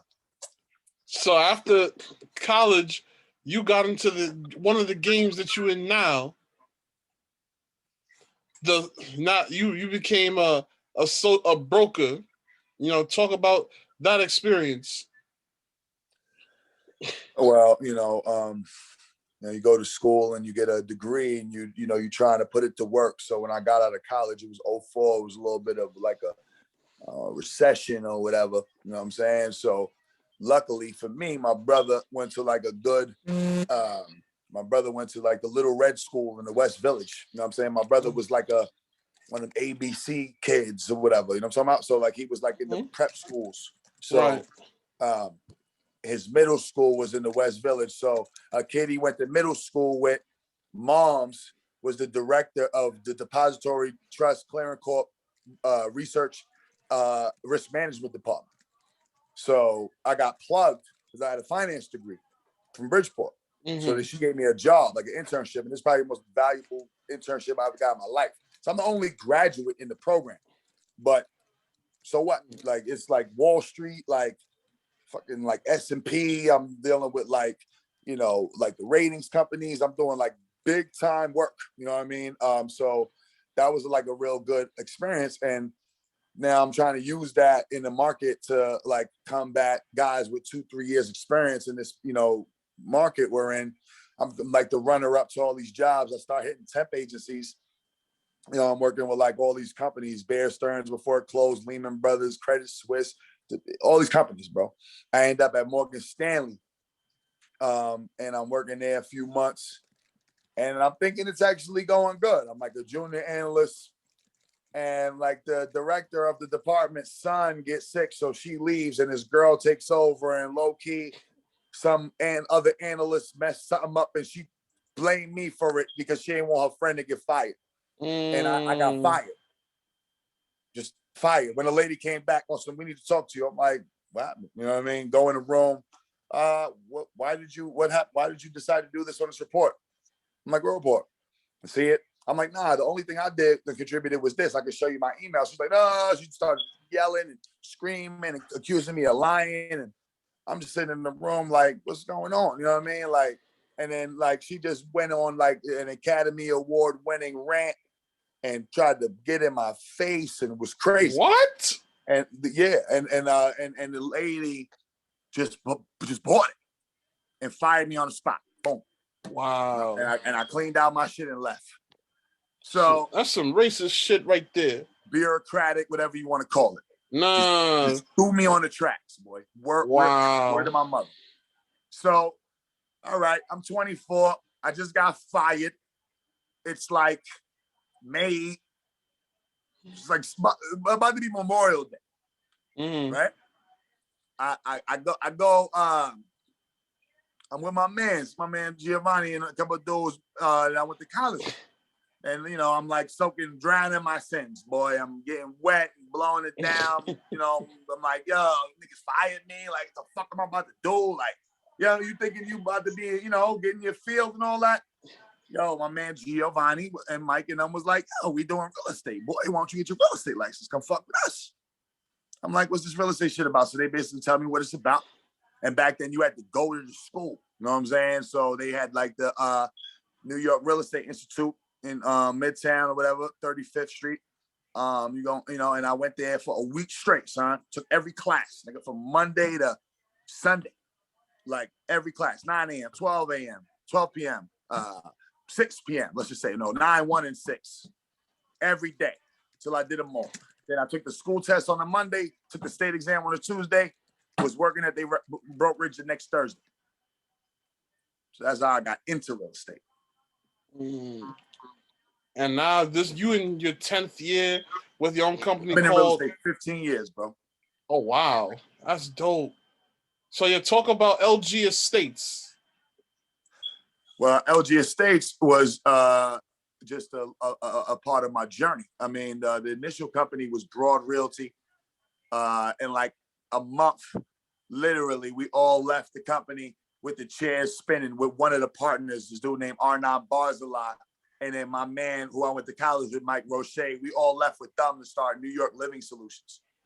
And so at the time, you know, I'm kind of playing ball in the street a little bit, but I just got back from college. I don't really got like nowhere to play, really. You know what I mean? Like, because I'm not like one of those big names in the hood that niggas can't wait to get back from college. I like hardly anybody even knew I was home. You know what I'm saying? So, like I got thrown on like a little team because I bumped into my man the train, and then like my dude that lived in my house put me on his basketball city team, Davis Polk, when it was trash, couldn't even win a game, and was like, yo, my job got a team, go play with them. So I would go play with them, and this is actually how I got like in the like street ball, like so. It's two stories going on at the same time. Like, so now I'm at real estate and my man Gio have his son right when I get into real estate, second kid. So now I'm like in the office with nobody that I know, you know what I mean? And I'm like, no, and nobody's talking to me because everyone's just getting money. You know what I mean? So I'm in the office now really with people that can't do deals, you know, but like the beauty in that is that everyone in the office got a skill. They just don't got the whole thing. You know what I mean? So I learned how to answer the phone for one girl. I learned how to make ads for my man. I learned how to find properties from this one girl. Like I learned, and I got schooled by the burgers. You know, like when you like almost like when you're on a team and you ain't nice, so you're in the burger crew, and then now it's the burger conversation. You know what I mean? Like, so I'm down here with them, knowing I don't belong here, but let me scoop up what I can while I'm around here. You know what I'm saying? So when they left to start NY Living Solutions, I'm like getting it now, the real estate shit. And simultaneously, I'm like 4 or 5 games in with playing with this basketball city team where this dude named Dave Williams comes and plays because he worked at the firm at the time. And it was like a team that was so bad that the nice niggas that worked at the firm didn't come to the games no more. You know, like they niggas didn't win. You know what I mean? So when I got on, you know, I'm like a spry 24, couldn't miss. I'm like a walking 40 ball in that league. You know what I mean? So I'm getting like 40 every game. And we lose the first game. I actually barked on the niggas in the locker room that day. Like, yo, I don't know what y'all niggas do, but I play hard. You know what I mean? And I ain't gonna lie. The next game, these niggas came back and we played hard and we won. So that was like the first game they had won in like 2 seasons. So these niggas went back to work and was like, yo, we won. And niggas is like, y'all won? What the fuck y'all playing? Like, play some niggas. But yo, Rodney Man is nice. Yeah, and they like, what? So Rodney come, yo, I'm hearing you fixing up. So 3 more 40 balls later, now the whole office want to come now because we on a winning streak, nigga. You know what I mean? Like, so like, dudes come to the game and try to act like I'm not starting. So then but they start me, but they're freezing me out, son. So I'm looking at my mans on the bench like, yo, and my man Dave, if you watch this, you was the head of that. So, you know, so they're not passing me the rock, son. You know what I'm saying? So I'm the first sub. So I'm on the bench fuming. Like, yo, I don't come out the game. What the fuck is y'all niggas doing? Like, yo, like, you better, call time out and talk to your mans. So they call time out and they're like, yo, come on, fellas, don't even try to do this. This is the dude we was talking about. Why is y'all doing this? And I'm like, yeah, well, like, what's up? And they're like, yo, it ain't nothing, B, just play ball, B, blah, blah, blah, blah, whatever, right? Them niggas go about, I'm still back on the bench. My man's like, nah, nigga, go in the game. So I go in the game. Son, never forget, like yesterday. Nigga Dave tries to do an in and out cross. The ball goes off somebody's foot. It rolls through a nigga legs. I pick the ball up off the floor, rip through, throw it on someone and one, hanging on the rim, turn and look at Dave. And I'm like, yo, you gonna throw me the ball? And I come off the rim and another nigga just gives me a wild dap. And after that, we just start playing. And we smoke these niggas. And after that, Dave was like, yo, where you from again? And I was like, Brooklyn, nigga. Like, you know what I mean? Like, yo, you come to Harlem and play? I'm like, yeah. So I ain't know this, but Dave was a big deal. You know what I mean?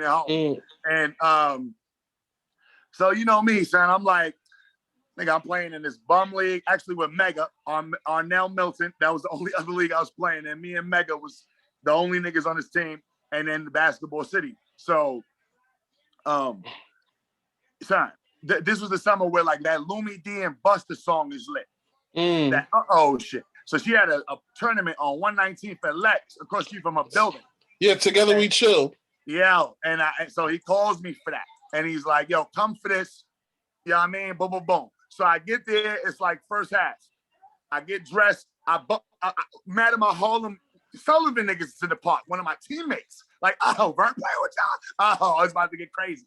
So the coach is like, oh, you know this nigga? So I'm like, yo, I tell you, man, like, yo, come on, son. So at first, these niggas not putting me in the game. And Dave was tapping them like, yo, son, put my man in the game. Son, put my man in the game. So niggas waiting. Some nigga does some bullshit. He's like, he just turns and shoves me in. It's like about to be second half. I come in, I make a move, I get an and one. I catch a steal, catch a dunk. I like hit a three. And then I like had like a putback, like at the buzzer of half, like literally like some nigga missed. I just tapped it in, boom. So I got 10 points at half. Quick. So, you know, I'm coming off the floor like, you know, I'm already in the game now. So I'm like, you know, talking, I'm got a little sweat. I'm talking to you, like, yo, come on, y'all, we all right. We was losing. I'm like, we good. You know what I mean? We good. Don't worry. You know what I mean? So the niggas looking at me like, so I'm always positive. So like, even as a player. So I'm like, yeah, you know what I mean? So I'm looking at the coach like, yeah, so now you know. So of course I went back in the game, ended up having like 35, blew them niggas. And I met Cam in the park that day. This nigga Killer Cam used to play for Dave, comes in the park. I'm thinking I'm in like a rap video. and I meet Cam in an all-black Dickie suit, never forget it, bucket hat, mad chains. Like, oh my God. I'm like in Harlem and I meet Cam the first day. Like, what the fuck is going on? You know what I mean? Cam, you talking about really Cameron the rapper? You know what I mean? Like, you talking about Cameron the rapper? Yeah, nigga, in the park. Wow. Like, Dave introduces me to the nigga. Like, yo, firm my nigga Cam. Like, oh, and Cam was there at the end of the game. Like, yo, B, why? B, like, your game, B. I'm just like, yo, killer, it's an honor, my nigga. You know what I'm saying? So, oh, the Dave, okay, Dave Williams. Dave Williams, bro. Real shit. That nigga introduced me to pro street ball, Dave. So then after that, he's like, yo, my man need help in Dykeman. So I run up to Dykeman. I'm on a team with Kenny Satterfield. They used to call this nigga Kenny, like, grown man stuff. This nigga Kenny was 45 points walking. Nigga, it was incredible. Like, and he was dragging niggas to get 40. So Kenny was the night game every game. So I'm immediately in the Showtime game in Dykeman on a call-up. So Kenny gets like 40. I'm always getting like 20, 25 because I'm like the other guy that when he's cut double, I used to just cut and I was athletic. I used to dunk shit on niggas. So like I always got the ball and I would follow up his shit. I ain't gonna lie, he wasn't getting the ball much with Kenny, nigga. You know what I mean? So like, you know, I'm following his shit up. I'm running the floor. I'm hustling. I'm strapping up. I'm playing so hard. So then, you know, now I'm on that team. So then, you know, that Lumi D shit was one game. Nigga, I never went back to that shit. So then the next time he calls me for EBC, like on some rainy day, 5:15 in the afternoon. Yo, where you at? In my office. Like, yo, can you get the Gaucho's gym by 6 o'clock? I'm like, yeah. He's like, yo, come right now. I had like a bag of emergency shit right next to my desk. Grabbed my bag in a suit, ran to the Cho's gym. So now I'm running in the gym with the suit on. The announcer, Al Cash, is like, oh, who's this nigga? I'm about to call him the businessman. I run around, past the bleacher around. I'm on a team with like Roscoe Biggers. So it's 5. They got 5. Roscoe and like 4 dudes. I'll never remember their name. Right? And we playing against Annie Freeze, my man Antoine Dobie. We playing against Africa from Ball Up. We playing against A Butter. If you go to All Out of Game page, he put clips up of this game. And who else was on the team? Jay High. Like they play with Coach Rosa. And Tom Rosa, right? Yeah, son. And yo, A Butter, stop playing with this footage, Black. I had 32 that game. I need that tape. So, son, I take the suit off. I'm the only nigga on the bench. You know what I mean? Like, so again, some nigga does some bullshit, nigga puts me in. My first shot is an air ball, 3-point. Not gonna lie. I get the ball again. I hit a 3 wide open, just made it. And like all the 8 just came off my back. This is my first EBC game. After that, son, word to my mother, I probably shot like 4 free throws the whole game. I had 32. So I don't know this though, but NBA TV is airing the games all summer.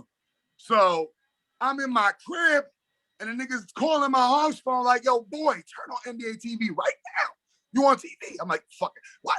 Turn on the TV and I'm on the TV and I'm getting right in the game because I had literally like 10 field goals, my nigga. You know what I mean? Like 12 field goals. You know what I'm saying? Like couple threes, 4 free throws, all buckets. So in a half-hour game, you're seeing my baskets. You know what I mean? So like, little kids are starting to press me like, yo, I know you. I'm like, yo, shorty. You know what I mean? Niggas like, you play basketball? I'm like, yeah. They're like, yo, I think I seen you on TV. I'm like, yo, niggas is merely seeing this game. You know what I mean? Because it was like a popular game that kept getting well. Because A Butter went crazy, my nigga. These niggas went crazy on us. You know what I'm saying? But we lost by a little bit. You know what I mean? Me and Roscoe held it down. So then I got so now I'm in EBC. Then I play like Orchard Beach because I just kept bumping into situations. Like my brother was about to start playing ball. Remember, I just came back from college. My brother's a tennis player at the time. My parents finally listened to someone who's like, he's mad tall, let him try basketball. So when I come home, this nigga got a game in Orchard Beach. Again, I always got my emergency bag in the trunk. It's Father's Day. So I actually got a half brother who's older than me in a wheelchair. So it's me, my half brother, my younger brother, and my parents. We watching my brother game. My brother's super raw, like a deer in headlights. So my half brother, we over here talking like, yo, this nigga need to practice. Like, this nigga's not good. So on the other court, though, it's mad at my Brooklyn dudes. The X-Men is playing somebody right here. So it's Brooklyn niggas right here. So I'm like, oh, I want to play. You know what I mean? So they game, and I go over, walk over the dudes. Remember, niggas haven't seen me. So they like, yo, where are you home? Congratulated, graduated, what you doing? And I'm like, yo, you know, I'm trying to do some real estate. I'm like, yo, let me get down with y'all. He like, nah, Dantania. Always, yo, this nigga's the worst. And my brother played X-Men, but this nigga Dantania hardly ever let me play X-Men. My brother played X-Men, which is bullshit. So the nigga like, nah, but they had X-Men was fucking loaded. I mean, Raphael Edwards, Mike that went to LIU. I mean, it was ridiculous. You know what I'm saying? So some niggas like pacing around on the phone, like, yo, we got that. So the niggas like, yo, ask that nigga if he needs somebody. So I asked the nigga, I'm like, yo, what up? You need somebody? You know what I mean? And they all looking like, you can play, like behind me. And he like, what? And they like, you got to get it? And because I'm in a regular outfit. He's like, yeah, I got my shit in the trunk. He's like, yo, nah, go get that. So I went and got the shit. And I had like 21 play at a game. And then I was playing at Orchard Beach now after that. And then now I'm bumping into dudes. Then I'm in Gun Hill. Now I'm in Watson. I'm just in, because now niggas is like, oh, you want to play? And I'm like, yeah, I'll go anywhere. So I was playing literally probably in every tournament in New York City that summer, my nigga. Like Steph Marbury in Coney Island, in the Cage. Like, I'm talking about everything, nigga. You know what I'm saying? So that was kind of how I got introduced to the city in terms of basketball dudes, because that put me in the pro. So then the kicker was when Dave got me to play in the first ever game at Kingdom. So Kingdom is starting this summer now, and Kingdom is Team Rock, and my man Tito had a team, and he was about to play against the house team the first game. So Dave get me on Tito's team. So I come in there, and my brother see me packing my bags. Actually, my brother wanted to start playing basketball. I'm coming, about to come to the game. I'm packing my bag. And he's like, yo, where you going? I'm like, yo, I got a game in Harlem. He like, and I've been leaving the crib like every day for games now. This nigga like, yo, I want to come. I'm like, yo, boy. And at the time, like, it was like a household divide, nigga. It was like me and basketball and them and tennis. My parents and like, it was like you couldn't even cross the matrix. You know what I'm saying? Right. So I was like, yo, go ask your moms, nigga. I'm not taking you nowhere until you go ask your mom. So he went back and said, all right. Y'all got the same mother. You said, go ask your moms. Go ask your moms, boy. I'm not leaving. You're not going nowhere with me until you go get permission to go to Harlem with me. Because if anything goes down, you not trying to hear about it. Yeah. Wasn't planning on taking you anyway. So he gets permission. We fly up there. Walk into the projects, nigga. They got it's like icy white fucking Friday, son. Yeah. Scene.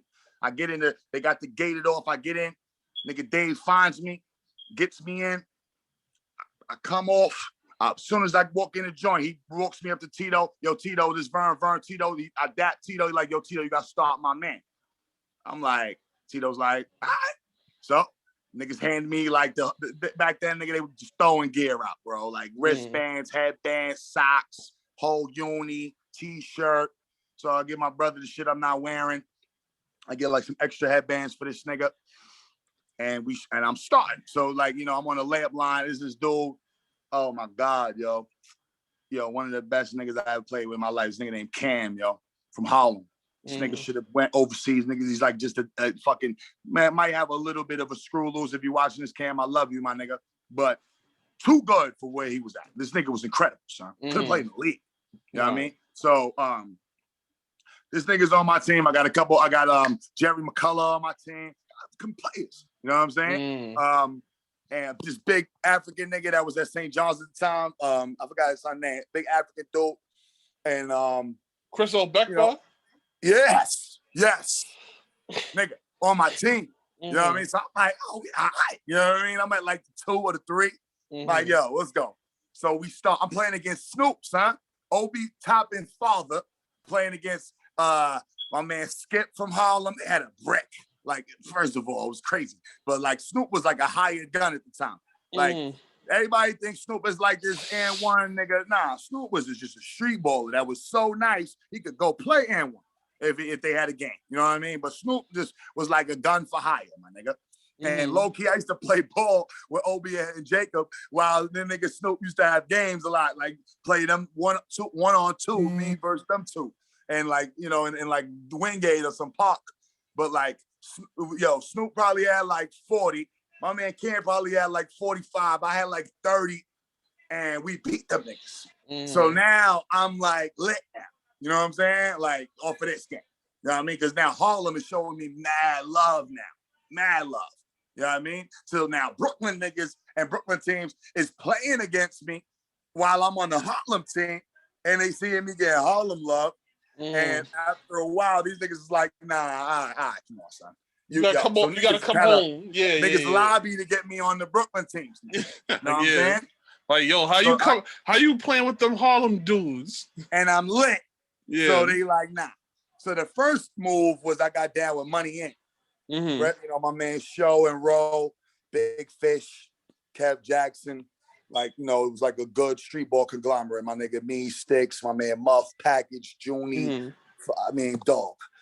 Yo, it's like Brooklyn, USA street ball. We had a crew, my nigga. It was crazy.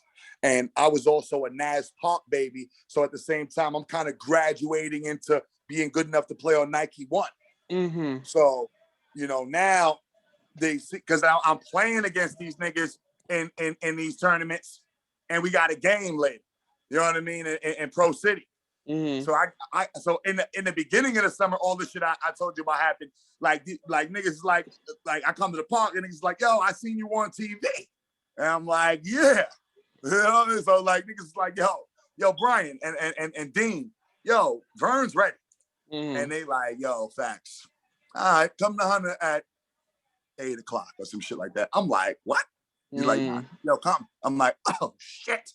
What? So I was hyped, you know what I mean? So now I'm like in the bottom of the team though. You know what I mean? There's like 5 of us there that are like young players that gotta wait for them to smack whoever before we even get in the game. You know what I mean? Like, but I'm talking about son, like Jarrell Blasey game, Junie Sanders, Mo Thomas, oh my God, Chutney Gray, Charles Jones, boy, Tyrone Grant, Junie Sanders, Garnett Thompson. Oh my God, Lloyd Clinton, who's still playing, fucking boy, Jarrell Blasey game, like son, Carl Sanders, like, yo, so good. You know what I mean? And I was getting in the second quarter though. Meaning like I was in like a little defensive group, me headache, my man Rob, yo, we were getting together. You know what I mean? And we would just go ham. And my whole thing was, yo, get 10. Because they used to print out the box score after the game. You know what I mean? So I just wanted to make getting 10 so I could just look like I had double figures. It ain't matter how much minutes I played. Nigga had 10. You know, I just want to have double figures. So I used to go hard. But it literally had to be like all of these niggas was on a team where they was getting paid in Rucker to be late for the Pro City game for me to like start or play the first quarter. You know what I mean? Like, so there would be games where like it'd be like 8 of us there, and I'd start, and as soon as you know Charles and Joni and the niggas run in, it's ants up, like it's just in order. You know what I mean? Like, all right, party's over, nigga, get out. You know what I mean? But bumped into a 3-peat Pro City. You know what I mean? History. You know what I mean? Got the first ever Nike ring, tournament of champions. That was a great experience. You know, for me, you know, because I was doing the real estate and I was grooming my brother, that was like, you know, that was like a big deal for me, being able to play at that level, the street ball. And, you know, won a lot with Money Inc. as well, bro. Won West Fourth, got the jacket still. Won at West Fourth with Lambert Shell, won some Orchard Beats.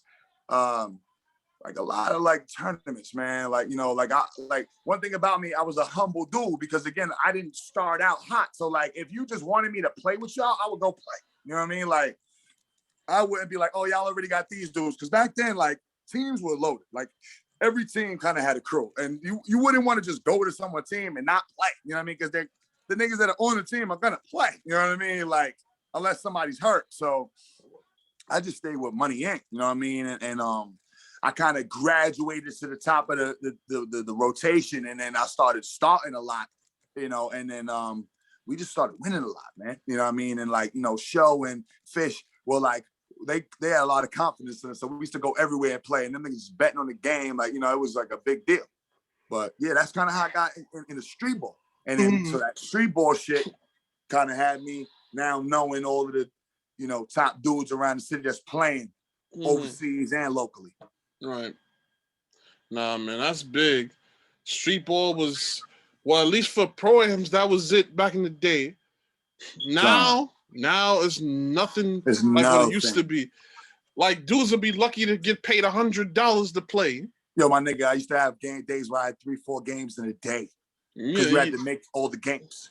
I'm talking about catching a ride to Gun Hill at 10 in the morning for a game with Paradise on the FDR Drive after a real estate showing. Like, niggas like, yo, we'll come pick you up in the city. I'm like, all right, I'm on 42nd and 1st. Niggas just grab me, we out. Like 4 games some days, son. Go to Orchard Beach game and get drained in the sun. Then maybe come back, have a game at like West 4th.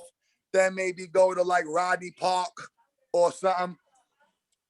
Yo, and then go have like a Wingate game at night. You know what I mean? Like what Dunker's Delight was like where Old Rose ended at in Brooklyn. Yeah. So, son, like that's crazy. 4 games a day. Yeah. It'll never be the same. So when did you get into coaching? Well, my brother, eventually went to the Hun School after reclassifying.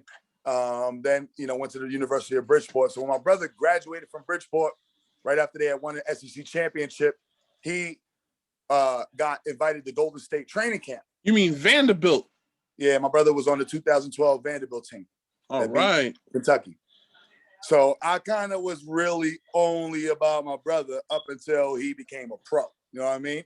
And, you know, he went and played in the G League with the Santa Cruz Warriors the first year out of college, but didn't play summer league. So, you know, I was, you know, still doing my thing or whatever, real estate. And then he got invited to, like, at the end of the summer, like, to, like, the top 40 camp, eventually got on the summer league team. So he was a part of that team that won the first summer league championship with, like, Draymond Green, Ian Clark, Kent Bazemore, all them dudes.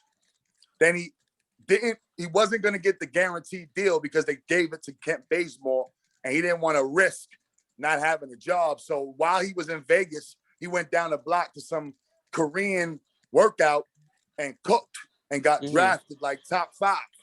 Wow. And was like, yo, I'm going to go to Korea. And it was like 30 bands a month. You know what I mean? So, and, you know, Asian chicken is good. You know what I mean? So he went. So as the summer league is kind of dwindling down, I'm kind of trying to figure out what my next move is now. I go to Sullivan Park to play ball. Kim, high profile, has his little local tournament.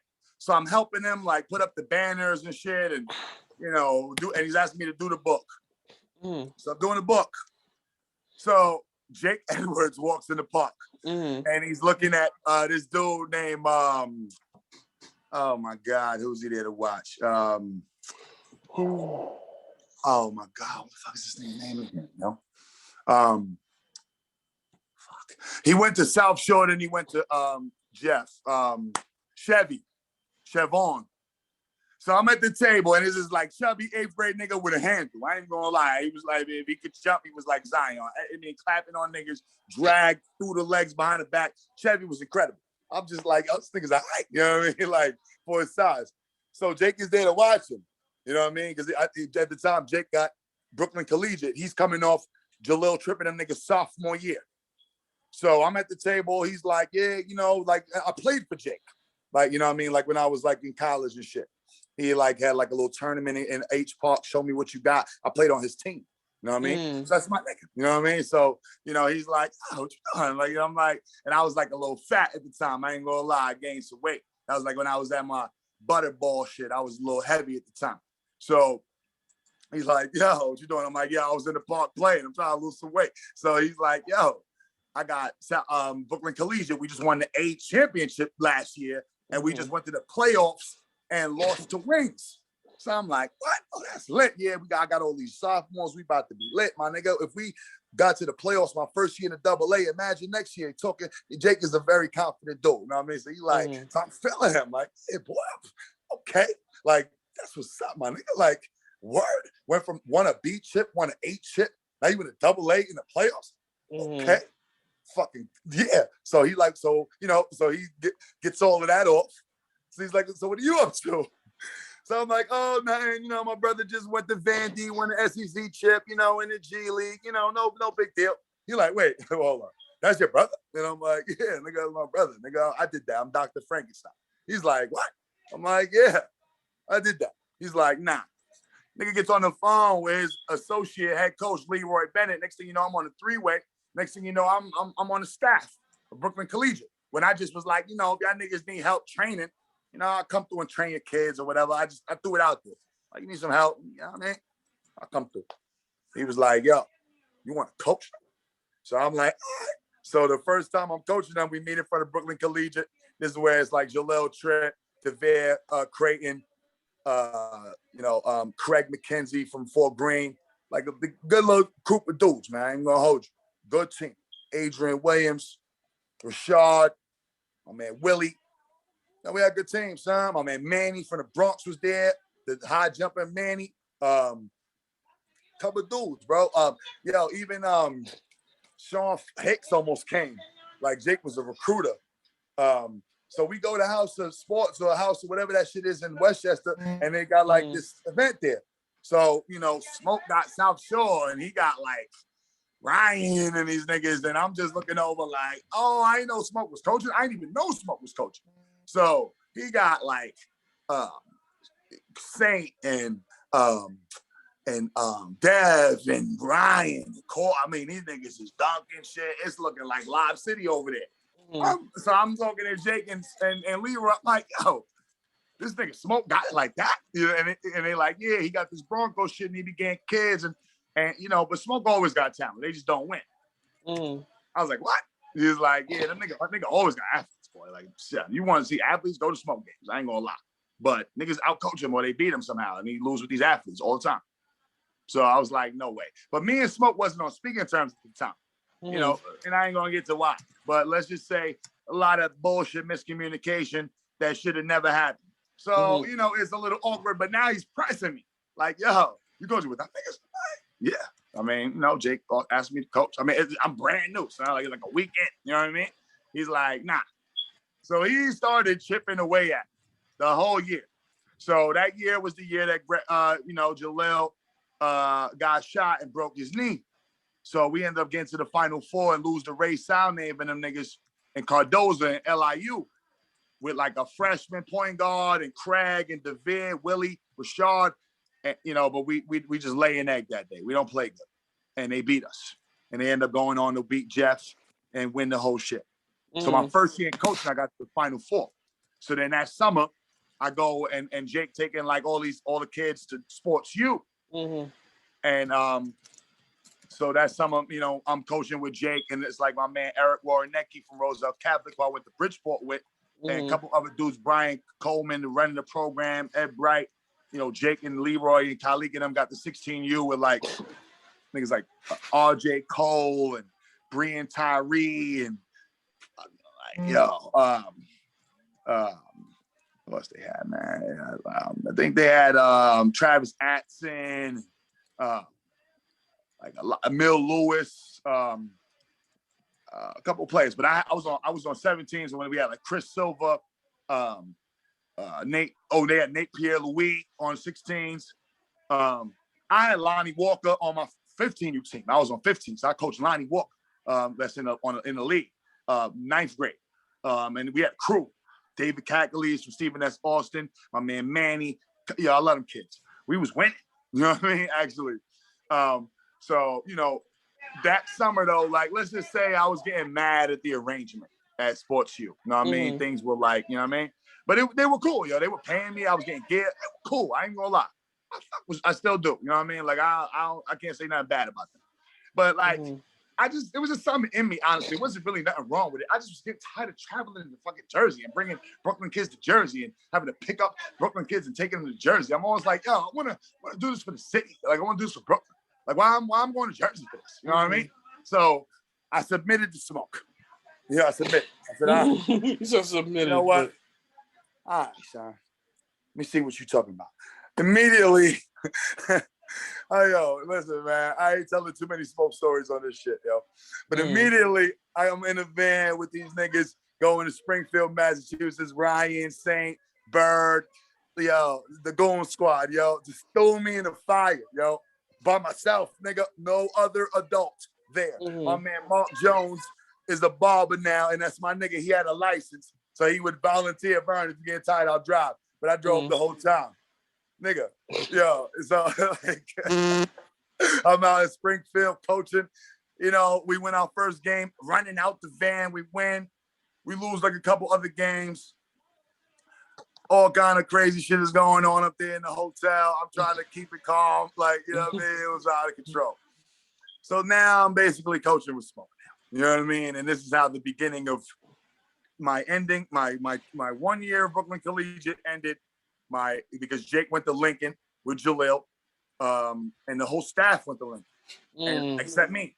So Mike and Smoke ran down on me, and I went with them to South Shore. So now I'm simultaneously now doing South Shore BK Rens with Smoke, and then doing South Shore with Mike and Derek Watson. Watson was also around. So talk about your 6 years at South Shore.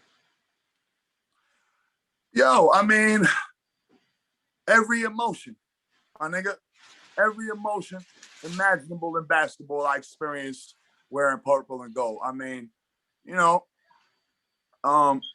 you got to remember, son, I was immersed in basketball with my brother. You know, like I had no idea none of this high school shit. I had no idea who was doing anything. So at the time, I ain't gonna lie, I ain't really get into LG Estates, but LG Estates kind of got me into coaching as well because NYLS happened. I was a 2-year salesperson at NYLS. I became a broker there. I did 2 more years there. I decided after 4 years, I could do this on my own. I met a lady named Tiana Von Johnson. We started Gold Star Properties together with another party, a member, this guy named Brett Margolin. He was an attorney. Had an up and down year with them, man. But I basically left the company after a year. And bought myself out. And once I bought myself out, that's when I started LG Estates in 2011. But I've been in real estate since 2005. So I had did a huge deal, bro, with the inventor of WordPress software. Like, I ended up helping this dude find his apartment in Soho, first apartment in the city. Yo, I love this dude, man. Coolest white dude I probably ever worked with in my life. I actually picked his apartment. Wow. So dude couldn't pick. And was like, yo, I know where you know where I want to live. I've been with him like 4 times, bro. I'm talking about in Escalades. I'm talking about pricing some of the illest apartments in New York City with this dude. Because his budget went from 15 to 20 to 25,000. So I'm seeing apartments you would never walk into otherwise. You know what I mean? It was like a one that took up like a whole block loft. And he didn't even want it. And I'm looking like, yo, which one of these shits are you going to take? And he fronted on all of these ill apartments I showed him. So then he takes this apartment at this building, 55 Thompson Street, son. I ended up making 60 bands on a rental. Wow. Out of all of the commission I got. Wow. So I worked this nigga, but it was worth it. So I took the money and I was in these like executive office suites at 130 William. It's now a condo, but it used to be an office building. And I got an office in Midtown on 29th, between 7th and 9th. I got a loft, 2,000 square feet office. So I'm in business now. You know what I'm saying? So I was a sneakerhead, son, bumping back into basketball. So I'm at Foot Locker online, outside, rain, sleet, or snow, with the suit on. Like I'm working, but I got to catch these kicks type shit. It was like that back then. You online, you know what I mean? Like, so I used to catch almost everything. I had like a conglomerate where we was working together. And a lot of my niggas wore my size, which was crazy. So, you know, so one day, son, I'll probably spend like a rack at Foot Locker. I'm walking back with like, I'm fresh. I got my suit on, got like Gucci shit on. I'm walking back with all these bags and I see an Under Armour truck parked on like 32nd Street. And I'm like, or 30, whatever. I'm like, oh. So then I see mad niggas I know. I see Perry. I see Rick Rivers. I see Twan. and Panama mad dudes, right? So I stopped, put the bags down, top, and I'm thinking like, "What you doing?" I'm like, my office right here. I come if y'all want. You want to come see my office? Like, I'm like, "Man, about to go in the garden." I'm like, "What? What's happening in the garden?" They're like, "Yo, nigga, what you mean? What rock you live under? The PSAL championship is today." I'm like, "Yo, son, I don't have no idea what's going on in the high school." You know what I mean? They like, "What are you doing?" I'm like, "I'm a real estate nigga, boy. And my brother was, I was in my brother." You know what I mean? Like, so the nigga's like, "Well, yo, we going through the back elevator. You want to come with us? We on the front row." I'm like, "What?" So, and Rick and he got homies that worked with the Knicks back then. So I go run and drop the kicks in the office, and I come back and meet them, and we go and I watch Isaiah Whitehead and them win versus Jeff, and then I see South Shore girls lose the last time to Bertram, and I'm just like, "Oh shit, South Shore girls is good like that? Like what? Like this is a whole South Shore conglomerate." And I'm just like, "Oh, like this is what I want to do. I want to win for Brooklyn." You know what I mean? So watching Dom do this, I'm like, "Yo, this shit is all right." So that was the summer I got into basketball. So when I was coaching with Brooklyn Collegiate, that was Whitehead's senior year, where this nigga was just on tour. You know what I mean? And they lost, remember, with Kenny P. And Jeff got to the chip because they beat them. Yeah, that was Tiny's and Cardoza. Yeah, right. Tiny's first Cardoza last year. Beat us. Right. So Jeff lost to Cardoza. So then after that, now I go to South Shore. So now I'm kind of learning this basketball shit. You know what I mean? I done did some AAU first. I done did a high school season. Now I'm back doing, AAU again. Okay, and now I'm, getting the, there's a lot of perspective in AAU. Let's just say that. So I don't want the smoke side of things. There's like a, you know what I'm saying? Like a different perspective on the outlook of the city. You know what I mean? So now I'm like, yo, this is my man. I know this is 12. This is my guy. Like I'm with you, son. So I'm a soldier, nigga. So like we went through a lot of shit, boy, with these kids, bro. You know what I'm saying? So in the beginning it's BK Rents when I come. You know what I'm saying? So, we got like Pop in 7th, we got like Femi in 8th, we got like Isaiah in 8th. Smoke is this great recruiter. Getting all of these kids. We got the gym, so I'm in the gym day and night and build a seat. And it just felt good, you know what I mean? Training kids from the community and helping kids. And when we go on the road, we got kids that live in the projects or all of that, like kids that do not have a lot, son. So when we travel, it's like a vacation to these niggas. So they play hard, son. So I was winning games with not the best teams, but some tough kids. And a lot of them kids ended up coming to South Shore. So BK Rands ended up being our farm system that started our South Shore wave. And, Andy Bauman and Dan Flores definitely helped us, man. A lot of people say a lot of things. I appreciate what they did for us, man. Like Dan's a good guy. Andy's a good guy. You know what I'm saying? And, your translation of information, depending on who it comes from, can be slightly distorted at times. You know what I'm talking about? So now I can look back and feel like they were really trying to help us. You know what I'm saying? Like they didn't have to do nothing they was doing for us. You know what I'm saying? But that really allowed us to have our own team. And it allowed us to have like our own guys in feature roles playing against like Noah Farrakhan and the players and like, Scan back then. They were still Team Scan, Cardinals just starting. And like, like they had like the Champagne twins and couple, like it was, Sean Adams, we go playing. And like now I realized the little AU rivalries that we're playing like Lightning. And it's like now, my man Aiden, who was actually family of my neighbors, started playing with like Rising Stars. So now I'm like trying to scope out my, competition, and we're training day and night, son. Literally 4 days a week in Build a Sea. We got South Shore. I'm also on South Shore staff, and we're not good at South Shore. So we're like a laughing stock at South Shore at this time still. And, we ain't got no real merch, but Mike and them was buying Nike. So we looked Nike with our uniforms, but we ain't had no deal and none of that. So we ain't had, Ryan and Corey were like our best players, my nigga. Like, the niggas, we ain't nobody. You know what I'm saying? Shout out to my guy, Big Cheese, Corey, man. Cheddar bomb. Why y'all calling him that? Same friend. Yo, I just started calling him Block Cheddar Bob one day because you see that's such a bad day. I'm like, yo, Cheese, you like Cheddar Bob today? You shooting yourself in the leg today? I just be talking. And like a lot of my nicknames for niggas come off me just talking. You know what I mean? Man, so they're like, oh, this nigga, yo, Cheddar Bob. So he was like, yo, don't call me that, yo. Yeah, that was my guy. Yeah, that was my guy at St. Francis. St. Francis. It was never a dull moment with Corey. Yo, Cheese is hilarious. That's my nigga. Yeah, Him and Yaya went there together. Yeah, Yaya too. Those are my guys, man. Skateboard. That's my guy. Yeah. You know, you catch that nigga with a skateboard, ripped up shit. That nigga's I love him, yo. Probably one of the most unique personalities I've ever met in life. Yeah. But yeah, son. So, then so the first year was just bad, son. You know what I'm saying? Like dead ass. Like Cheyenne came to the shore. We weren't that good. You know what I mean? We did travel though, went to like Kentucky to the tournament we eventually won. We went a couple of tournaments, but not crazy. So we didn't do great. The next year was the year when we had Corey, Yaya, Nick, Zaire Mateen, Mike, fucking last name. But now this is the year where they took our games. Mm-hmm. So now I'm like really in with Smoke. And I forget what happened, but we had a tournament and I had to go. You know what I mean? Like, and I was like Mike's number 2.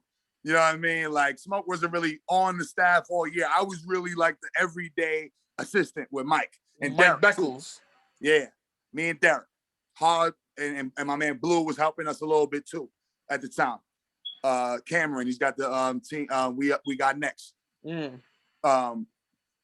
So, son, there was some conflict. And Mike coached the game versus Bedford Academy without me and loses and like triple overtime, son. Like, everyone fouled out. Niggas jerked us, I heard, right? I was not there. So we missed the playoffs. Well, PSAL literally said just beat Bedford in your in. And we lost. And that was but we would have had Yaya, we'd have had everybody still. So all we had to fucking do was win that game. So, and we lost. So whatever. So now Yaya leaves, and we barely get them niggas and we package them. They go to St. Francis. Zaire goes prep.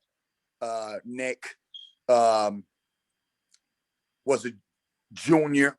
So he came back. So now the next year is the last year Mike coached Samari Pond's senior year.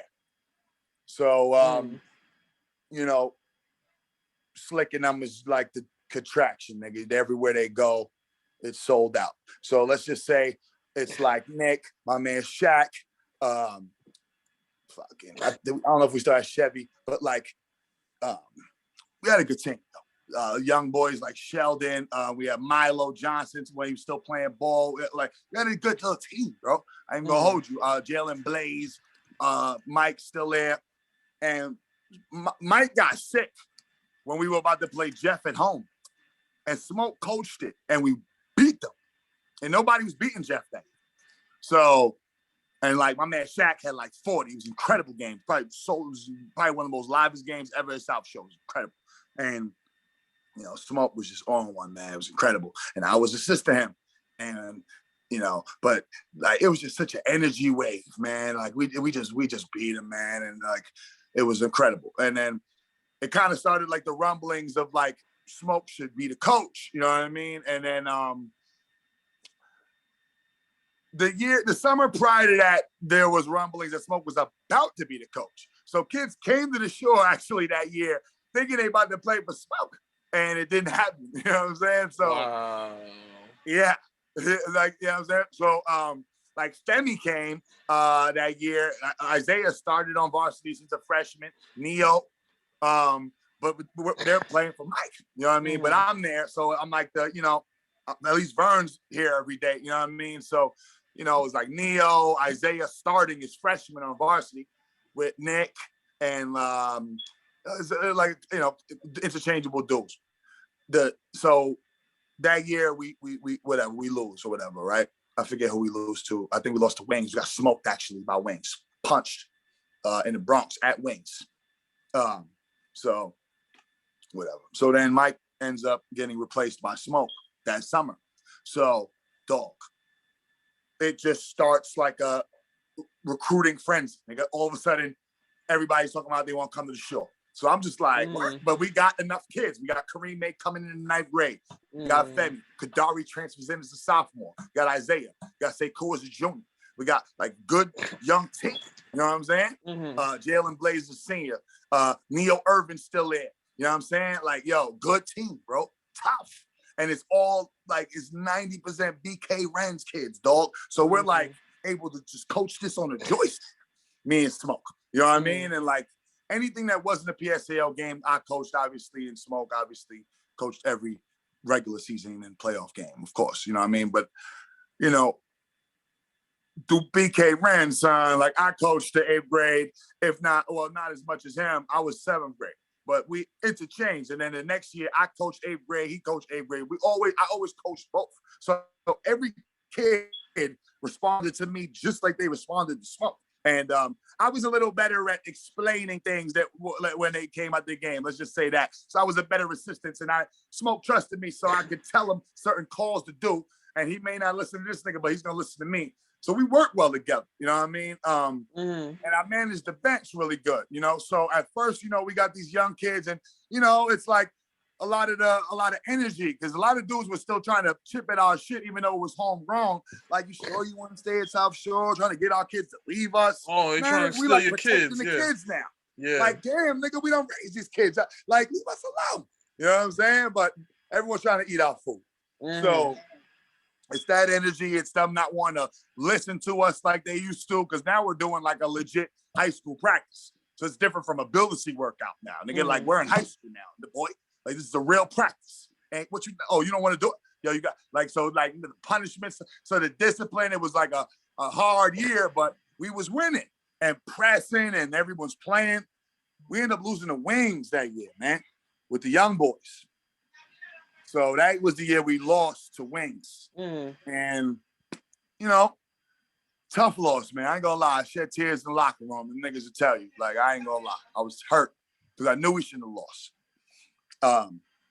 So that summer, that was the summer where I coached us in a lot of street ball. I did all the team camps. We got this big man, Odin McIntosh.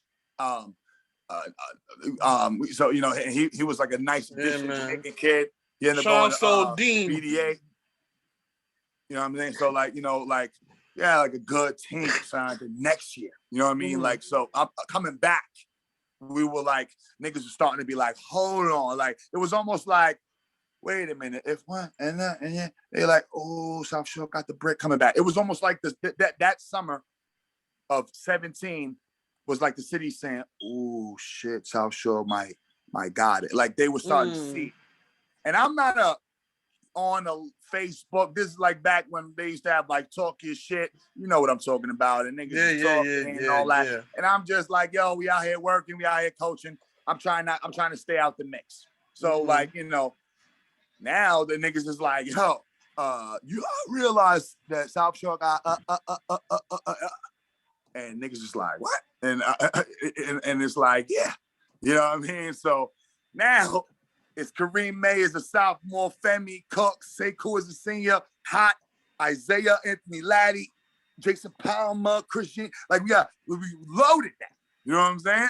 And Cook's starting to come out the shell. Femi's like, we cooking niggas right now. It's an argument. Sekou is blazing hot. Kareem May is just incredible. Zay is just Zay. So we deep, son. We still pressing, still smacking niggas. And I had a really good spring, real estate wise. So I paid for a lot of shit that summer. Like, dog, we was in everything. And Smoke and I split a lot of this money. And we was in every street ball tournament with the kids that summer. So I won Coach of the Year, the chip at LES Express. Lost in Gersh, but had a great shit. Lost in the fucking semis at West Forth because Sekou and Cooks overslept. You know, but everything else we won. You know what I mean? Undefeated in team camps. So, you know, now we're starting to be like, oh, South Shore is like preseason number 1. So, you know, we're not really used to getting this type of love. So we're like, oh, niggas is smelling it. You know what I mean? So, boy, you already know what happened. That was a great year. And that summer, Tiny helped us get an Adidas deal. You know what I'm saying? So we got a 1-year deal with Adidas going into 17. So, we got new uniforms, all that, you know what I'm saying? And fucking had a good regular season, won the borough, and then won the chip, and then we ended up losing to RJ Davis and Stepanak in the state title game. Adrian Griffin is a sophomore, Griffin brothers a senior, RJ, we lost to them.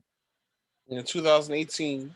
Yeah, they beat us, man, the state championship game, because Lehigh and lost to Stepanak in the controversial game. Yeah. and crazy. Got tight jerked. I was there. But that ain't my business. You know what I'm talking about? But yeah. but they got jerked, my nigga. They had a crew. They had like Etienne and the other guard that went to that had like Son. Tyke Green, yeah. And the young Zed, a young Curbello, like, Tyke, son. They were scary. And boy, I tell you, they smoked us in the regular season, punched us about 50 in the some tournament, bro. Smoked us. So we were actually trying to play them again. But then they lost. And then we go and lose to RJ and them. And dudes arguing on the bench, man. Niggas kind of lost their cool during the game. And, we made a wild comeback, but we lost. So that was the end of 18, state runner-up. Then 19, come back. Now we're like, we low-key almost was in hoop hole. Nigga, like we was preseason ranked in the country, all that. Cooks and these niggas senior year. We got Dwight Davis now, DJ. We got Phil Joseph now, transferred in from Lakeland and Christ the King. We got Dante Spencer now, came from Jeff, shooter. We got Dante was there junior year too. We got just players, man. Jarrell Campbell, Jedediah, all the guys, man. Kevon, Porter, who's a rapper now. Obviously, Fem Cooks, Pop, DJ, Zay. So, we go to Kentucky, win the King of the Bluegrass, first team in 30 years to win that. From New York, right? Since Christ the King in 88. We're the first team in 30 years to win that. Got the plaque right here. Wow. 2018 champs. King of the Bluegrass. Wow. That shit was lit. We played. They tried to home cook us, but we won that shit. DJ hit like the game-winning shot. Incredible. Femi hit him. Coached a great game, man. Great tournament. I assisted him, but he was locked in, man, and it was great. And it felt great, man. Then we came back and won another one. Fem with the spin move dunk. We ended up losing the Lehigh in the state semifinal to Curbello and them.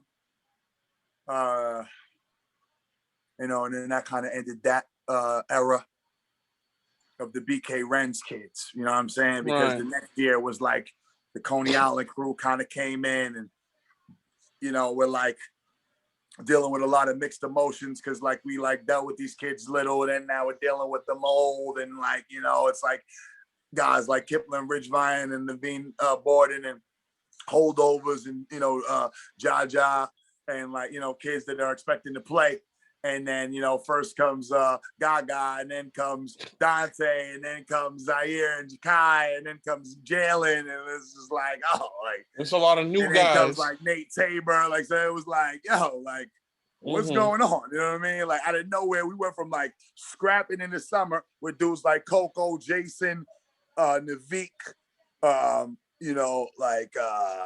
was on that team? Jaja. Wasn't really a lot of guys, bro. And then here comes this cavalry, you know what I'm saying? And then, we win the borough again, 3 straight. And then we was in the playoffs. I think we was about to play Jeff when COVID shut shit down. And then, that was it, man. That kind of ended my South Shore tenure. So, before we get to what happened next, y'all played Mayfair at the Barclays Center during the Battle of the Apple. Talk about, playing against Josh Christopher, who's going into the NBA draft, and Dior Johnson. Well, first of all, that was the second year of the Battle in the Apple. The first year we played Christ the King without Musa Cisse. So we kind of caught them a little wounded. You know what I'm saying? And we smoked them. And Phil Joseph used to go there. It was emotional for him, played good. Guys got him the ball. We won. Good game. So we won the first year in the Battle of the Apple. So we got invited back for that feature game because now it's like, it was like South Shore versus CK. Our junior year with the kids, we win. So now it's kind of like we're like it's like public versus Catholic in a way for the city, whatever you want to call it. So now we're like the city representative the next year. You know what I'm saying? And it was kind of dope. I ain't gonna lie, because they would come to school and do a little video and all that. You know what I'm saying? And it was like a buzz of that shit. It was lit. Both years in a row, the videos was both lit. But the kids couldn't wait, son. It wasn't no job. It was like, okay, oh yeah, you want to come to Brooklyn, Mr. Christopher and Mr. Johnson? Yo, boy, yeah, I ain't gonna lie, that might have been the best game Coco played. Zaire did his thing. Everybody kind of wanted to get a piece of these niggas, and they were kind of like we just smoked them, man. They didn't really have a great team, you know what I mean? Like we had a very deep team. We were able to wear them down. 1 rebound and run on them. And Coco had like 31. He was incredible. Dante was good. Everyone was good. Zaire was good. Jakai was good. Everyone was good. Mad kids did they think that game. So they was cool. I mean, Josh was good. You know what I mean? Josh is tough. You know what I mean? Like he was, catching spin moves, dunking, hitting threes on 2 dudes. We was doubling Josh. Like, you're okay. Let all these other birds kill us. We're, these 2 dudes we got to know about. So he still had like 28, I think. But he worked for it. But we beat them easily. But it was just dope because, you come off the winning the chip in the Barclays the year before, and we had a regular season game in the Barclays. And then, I'm lying. The second year of Kadari and them, we was the first year of the Battle in the Apple. So now we got a deal, we got like a better deal of Adidas. So we got like new uniforms for the event, all that, new kicks. The second year was like, we had we won the chip in the Barclays the first year. Now we have a regular season game in the Barclays the second year, win the chip in the Garden. So now we're touching every arena. Then now the third year, it's like almost like becoming regular that we got this regular season game in the Barclays, which was kind of ill, like considering like where you came from. But we was number 1. You know what I mean? So, it wasn't really a big deal, to be honest. Son. Like they couldn't wait for Josh and Dior. No disrespect, they couldn't wait. No. So yeah, you wound up leaving South Shore after that year.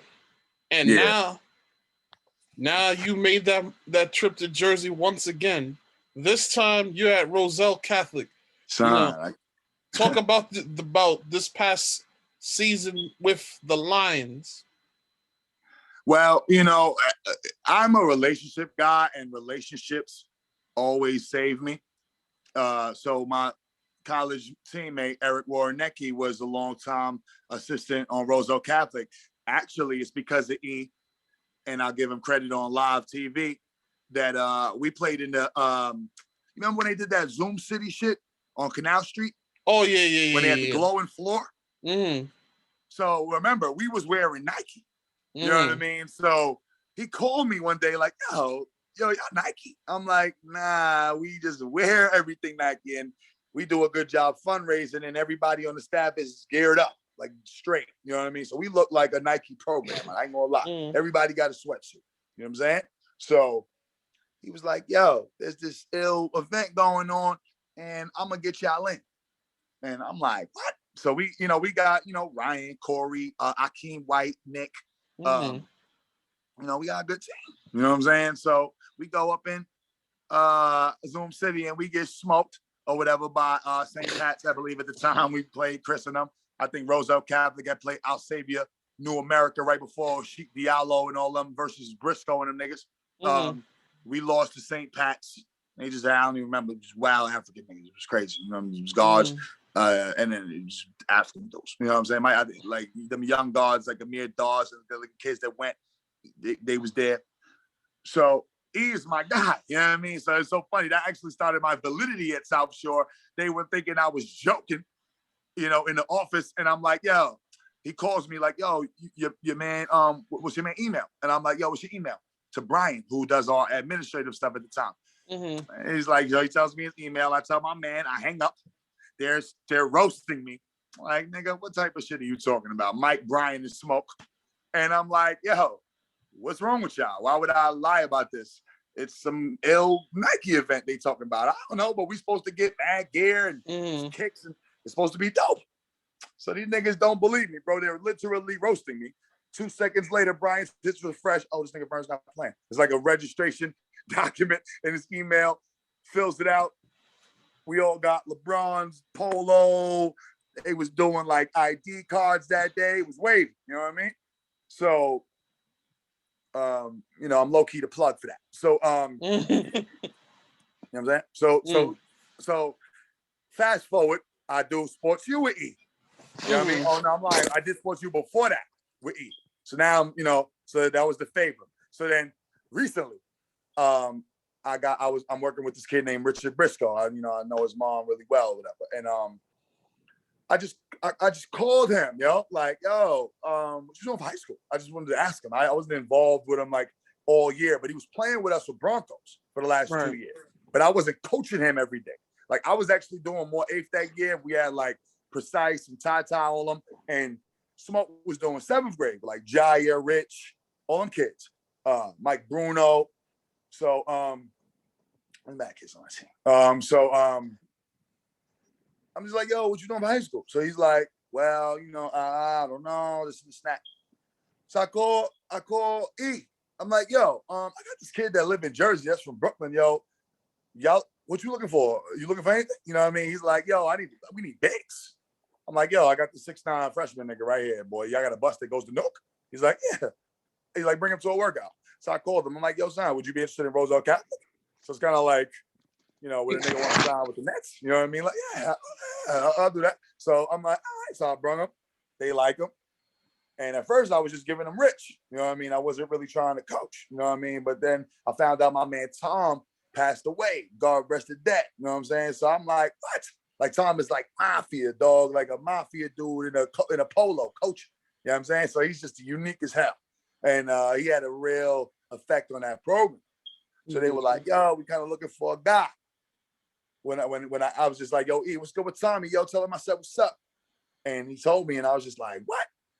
I was like, well, I kind of just resigned from South Shore. He was like, nah, you gonna come? I was like, yeah, I ain't moved to Jersey yet, but I got a car, I'll drive. He was like, yo, you'll drive by every day for practice? I'm like, yeah, fuck it. You know what I mean? He's like, all right. So he calls Dave. Me and Dave speak. I meet him. I knew Dave from Sports U. Brian Coleman's on the staff.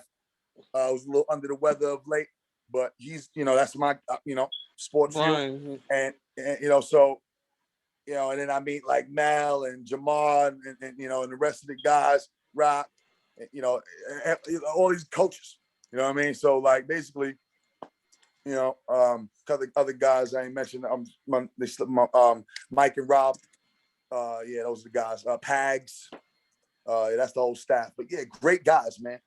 And I had like little backgrounds with each of them a little bit for the most part. So it made it a seamless transition to join their program. Like I was like already family, you know what I'm saying? Like they knew me.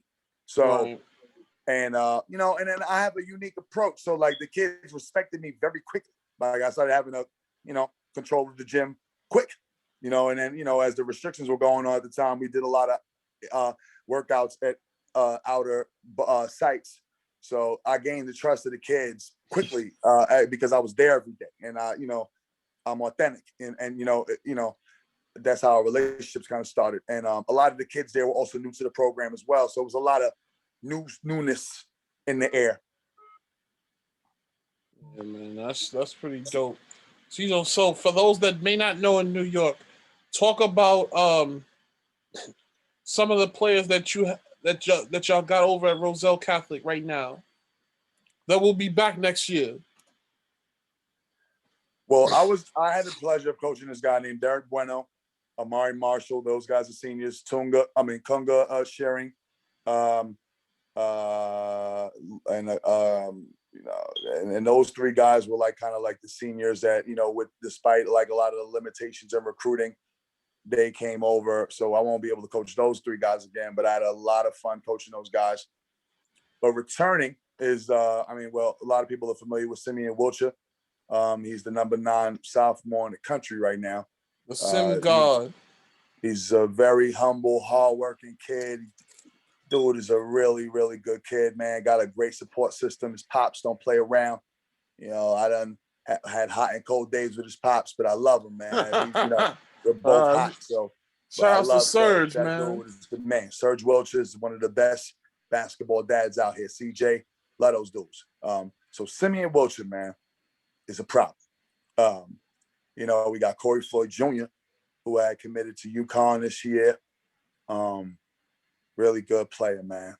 Athlete, shooter, defender, coachable, leader. Was a good big bro for Rich this year. I appreciated that. Everybody kind of was good for Rich though this year. Jamarcus Lawrence, probably arguably the best shooter in New Jersey, man. Corey, by the way, plays team finals. Sim plays PSA Cardinals. Jamarcus, I believe, is about to play with Jayhawks.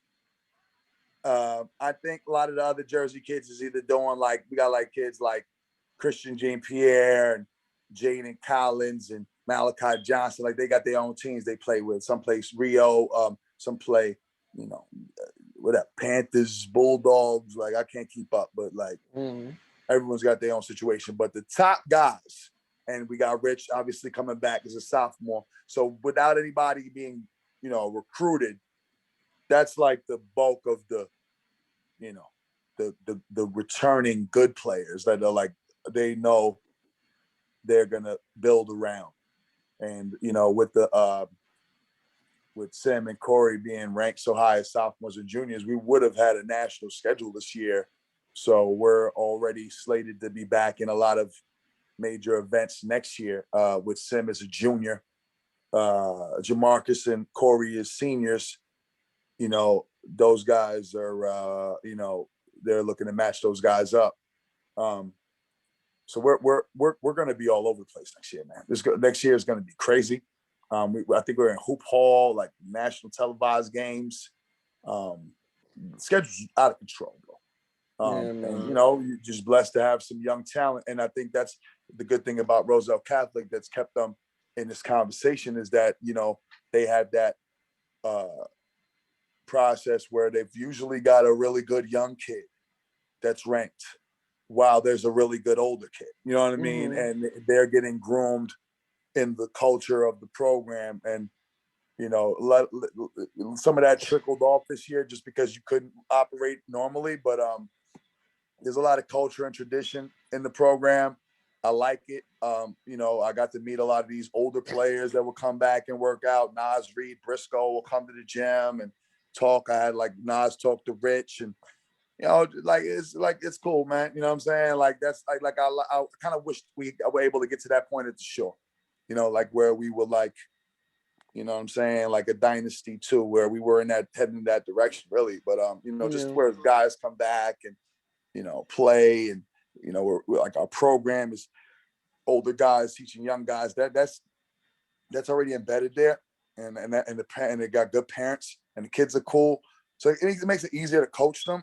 And they're kids too, so there's bullshit, but there's not really that much pushback, and they play hard, so I'm looking forward to next year. I think that there's going to be some positive things. I'm pretty sure, you're going to wait, and in the middle of the summer, some big time transfer is going to come to school. It just happens. You know what I'm saying? So I don't know who it is. I mean, I'm not gonna lie, I'm out here working, but it ain't like I'm trying to run down on everybody.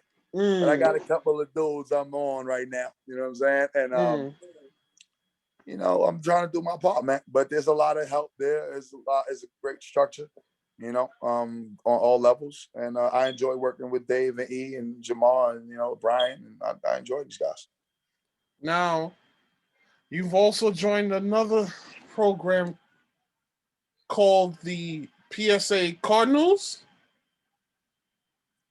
Yeah, you said it like you never heard of it before. I definitely. Shout outs to PSA. PSA Those are my guys, man. Shout outs to PSA. You're like the PSA. Yo, I'm not gonna lie, son.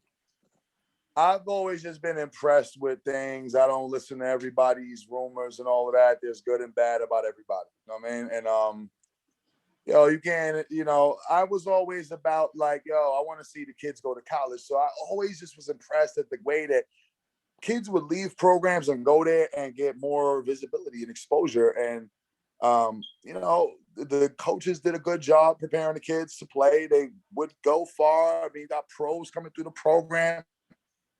I want to be a part of something like that. Black owned. You know what I mean? I was like, yo, like, you know what?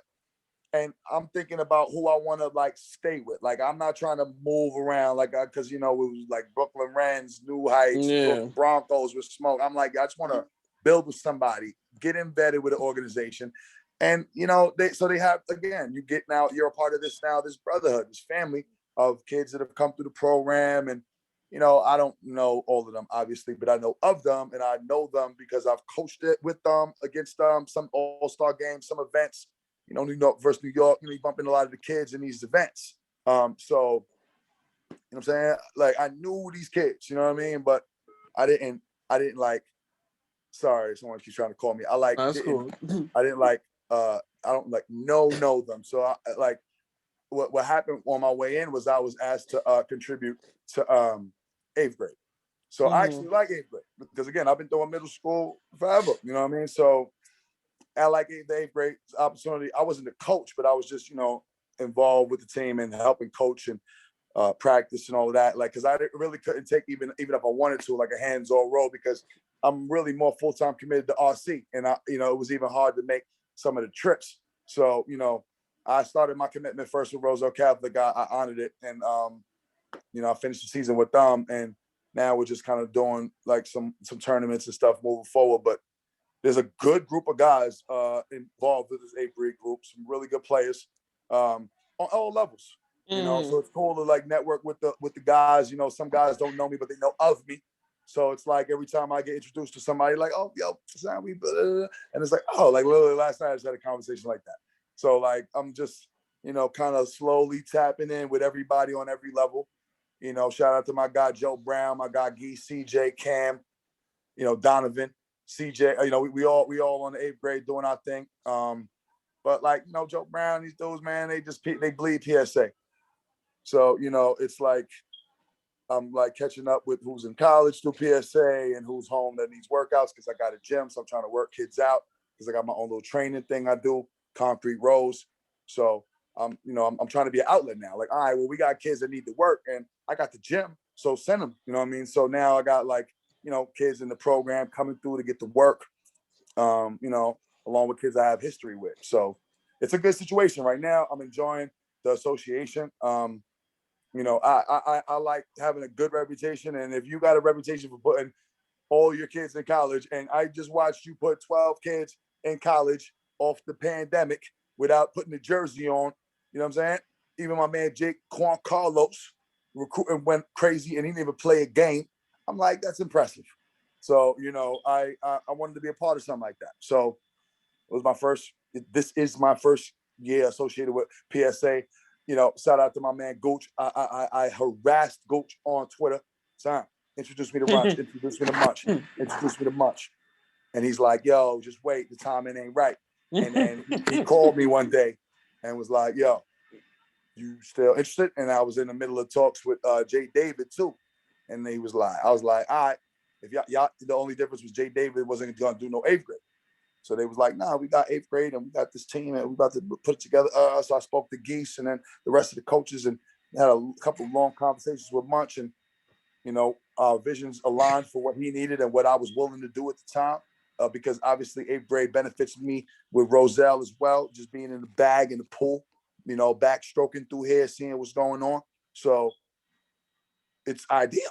You know what I mean? I'm not like a glory. I'm not trying to climb to the top of this cake. I ain't build this. Let me get, they asking me to get hands-on over here in middle school.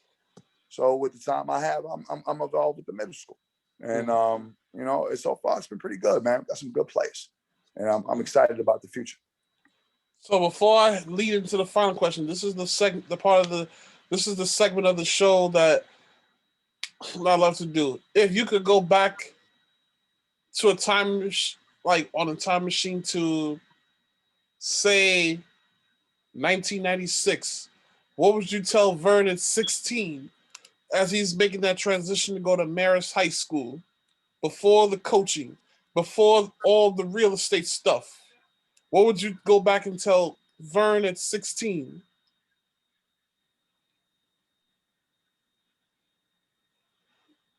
The Vern before Marist was very frustrated.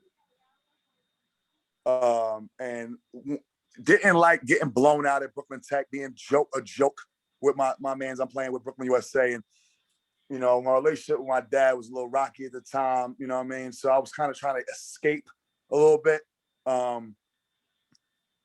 So I would probably tell 16-year-old Vern, go hash things out with your friend Maurice Yearwood and see if he's really ready to lock in before you leave. Because I just kind of left like a thief in the night, man. Like, they kind of expected me to be back as a junior and, the whole thing. But it ain't like you got a recruiting class coming in. It was just my niggas. You know what I mean? Like, but we had a good team. We would have had a good team if I'd have stayed too. And they made the playoffs that year and all that. Lost the road with Allen Griffin, all that. But I'd have told Vern at 16, keep working on your body. You're athletic now because of all that football work you used to do. So don't lose sight of that. And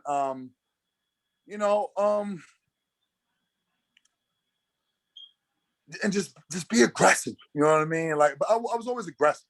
But like, yeah, I mean, I guess just really work. I would have told myself to just get strong and work on my handle.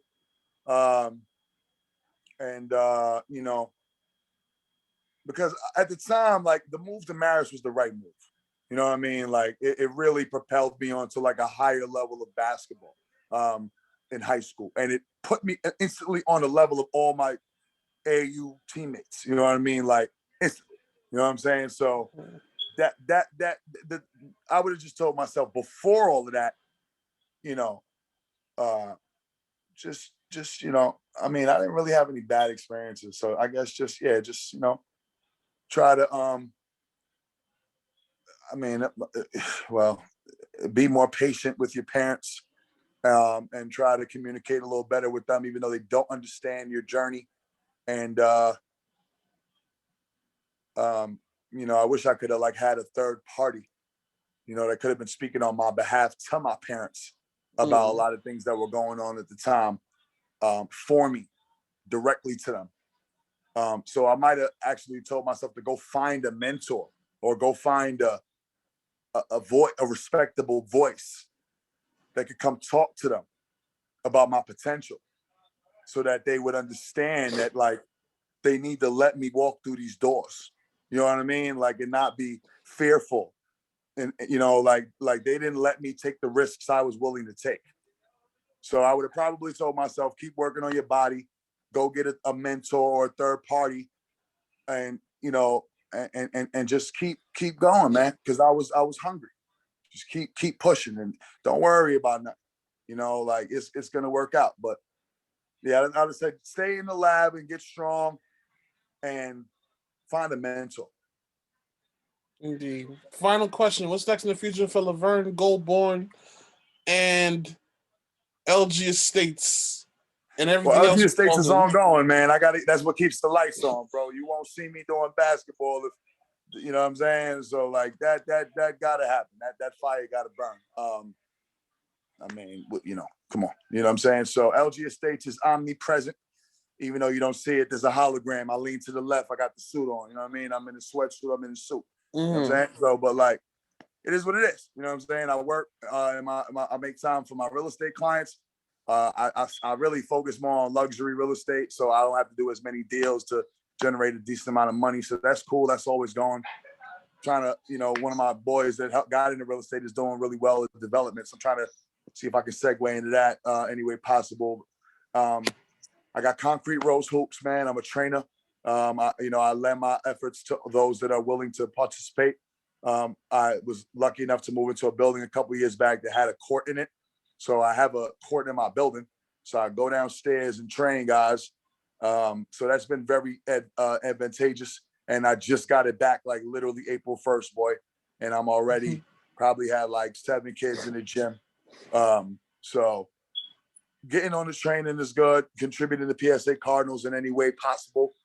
You know, staying available with whatever Roselle Catholic is doing, even though Jersey basketball is dead. Right? I mean, well, the season's over and it ain't really everyone's AAU mode. So it ain't really much high school going on. So whenever the Roselle stuff resumes, I'm going to be tuned in with that, trying to, you know, chip away with Rich Bisco when possible, help his development. Trying to throw some events very soon. Be on the lookout for some tournaments. I'm looking to host with a couple friends.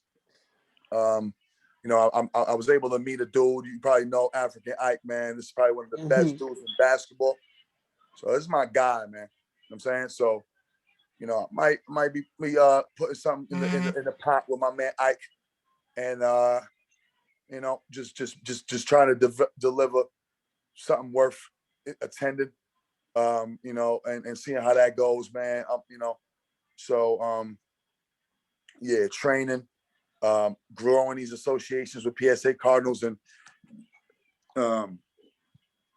Roselle. I'm trying to network with college coaches right now, you know, just because, you know, it's like the wildest year ever for everybody. So it's a good year to meet people because everyone's kind of looking around, you know what I mean? Like it's like, you know, building on my foundations that I've already had with concrete roads and real estate, growing relationships with PSA and Roselle Catholic, and seeing where that potential goes, and you know, trying to merge into a new space like girls basketball and like I just worked the W Slam Northeast camp this Saturday.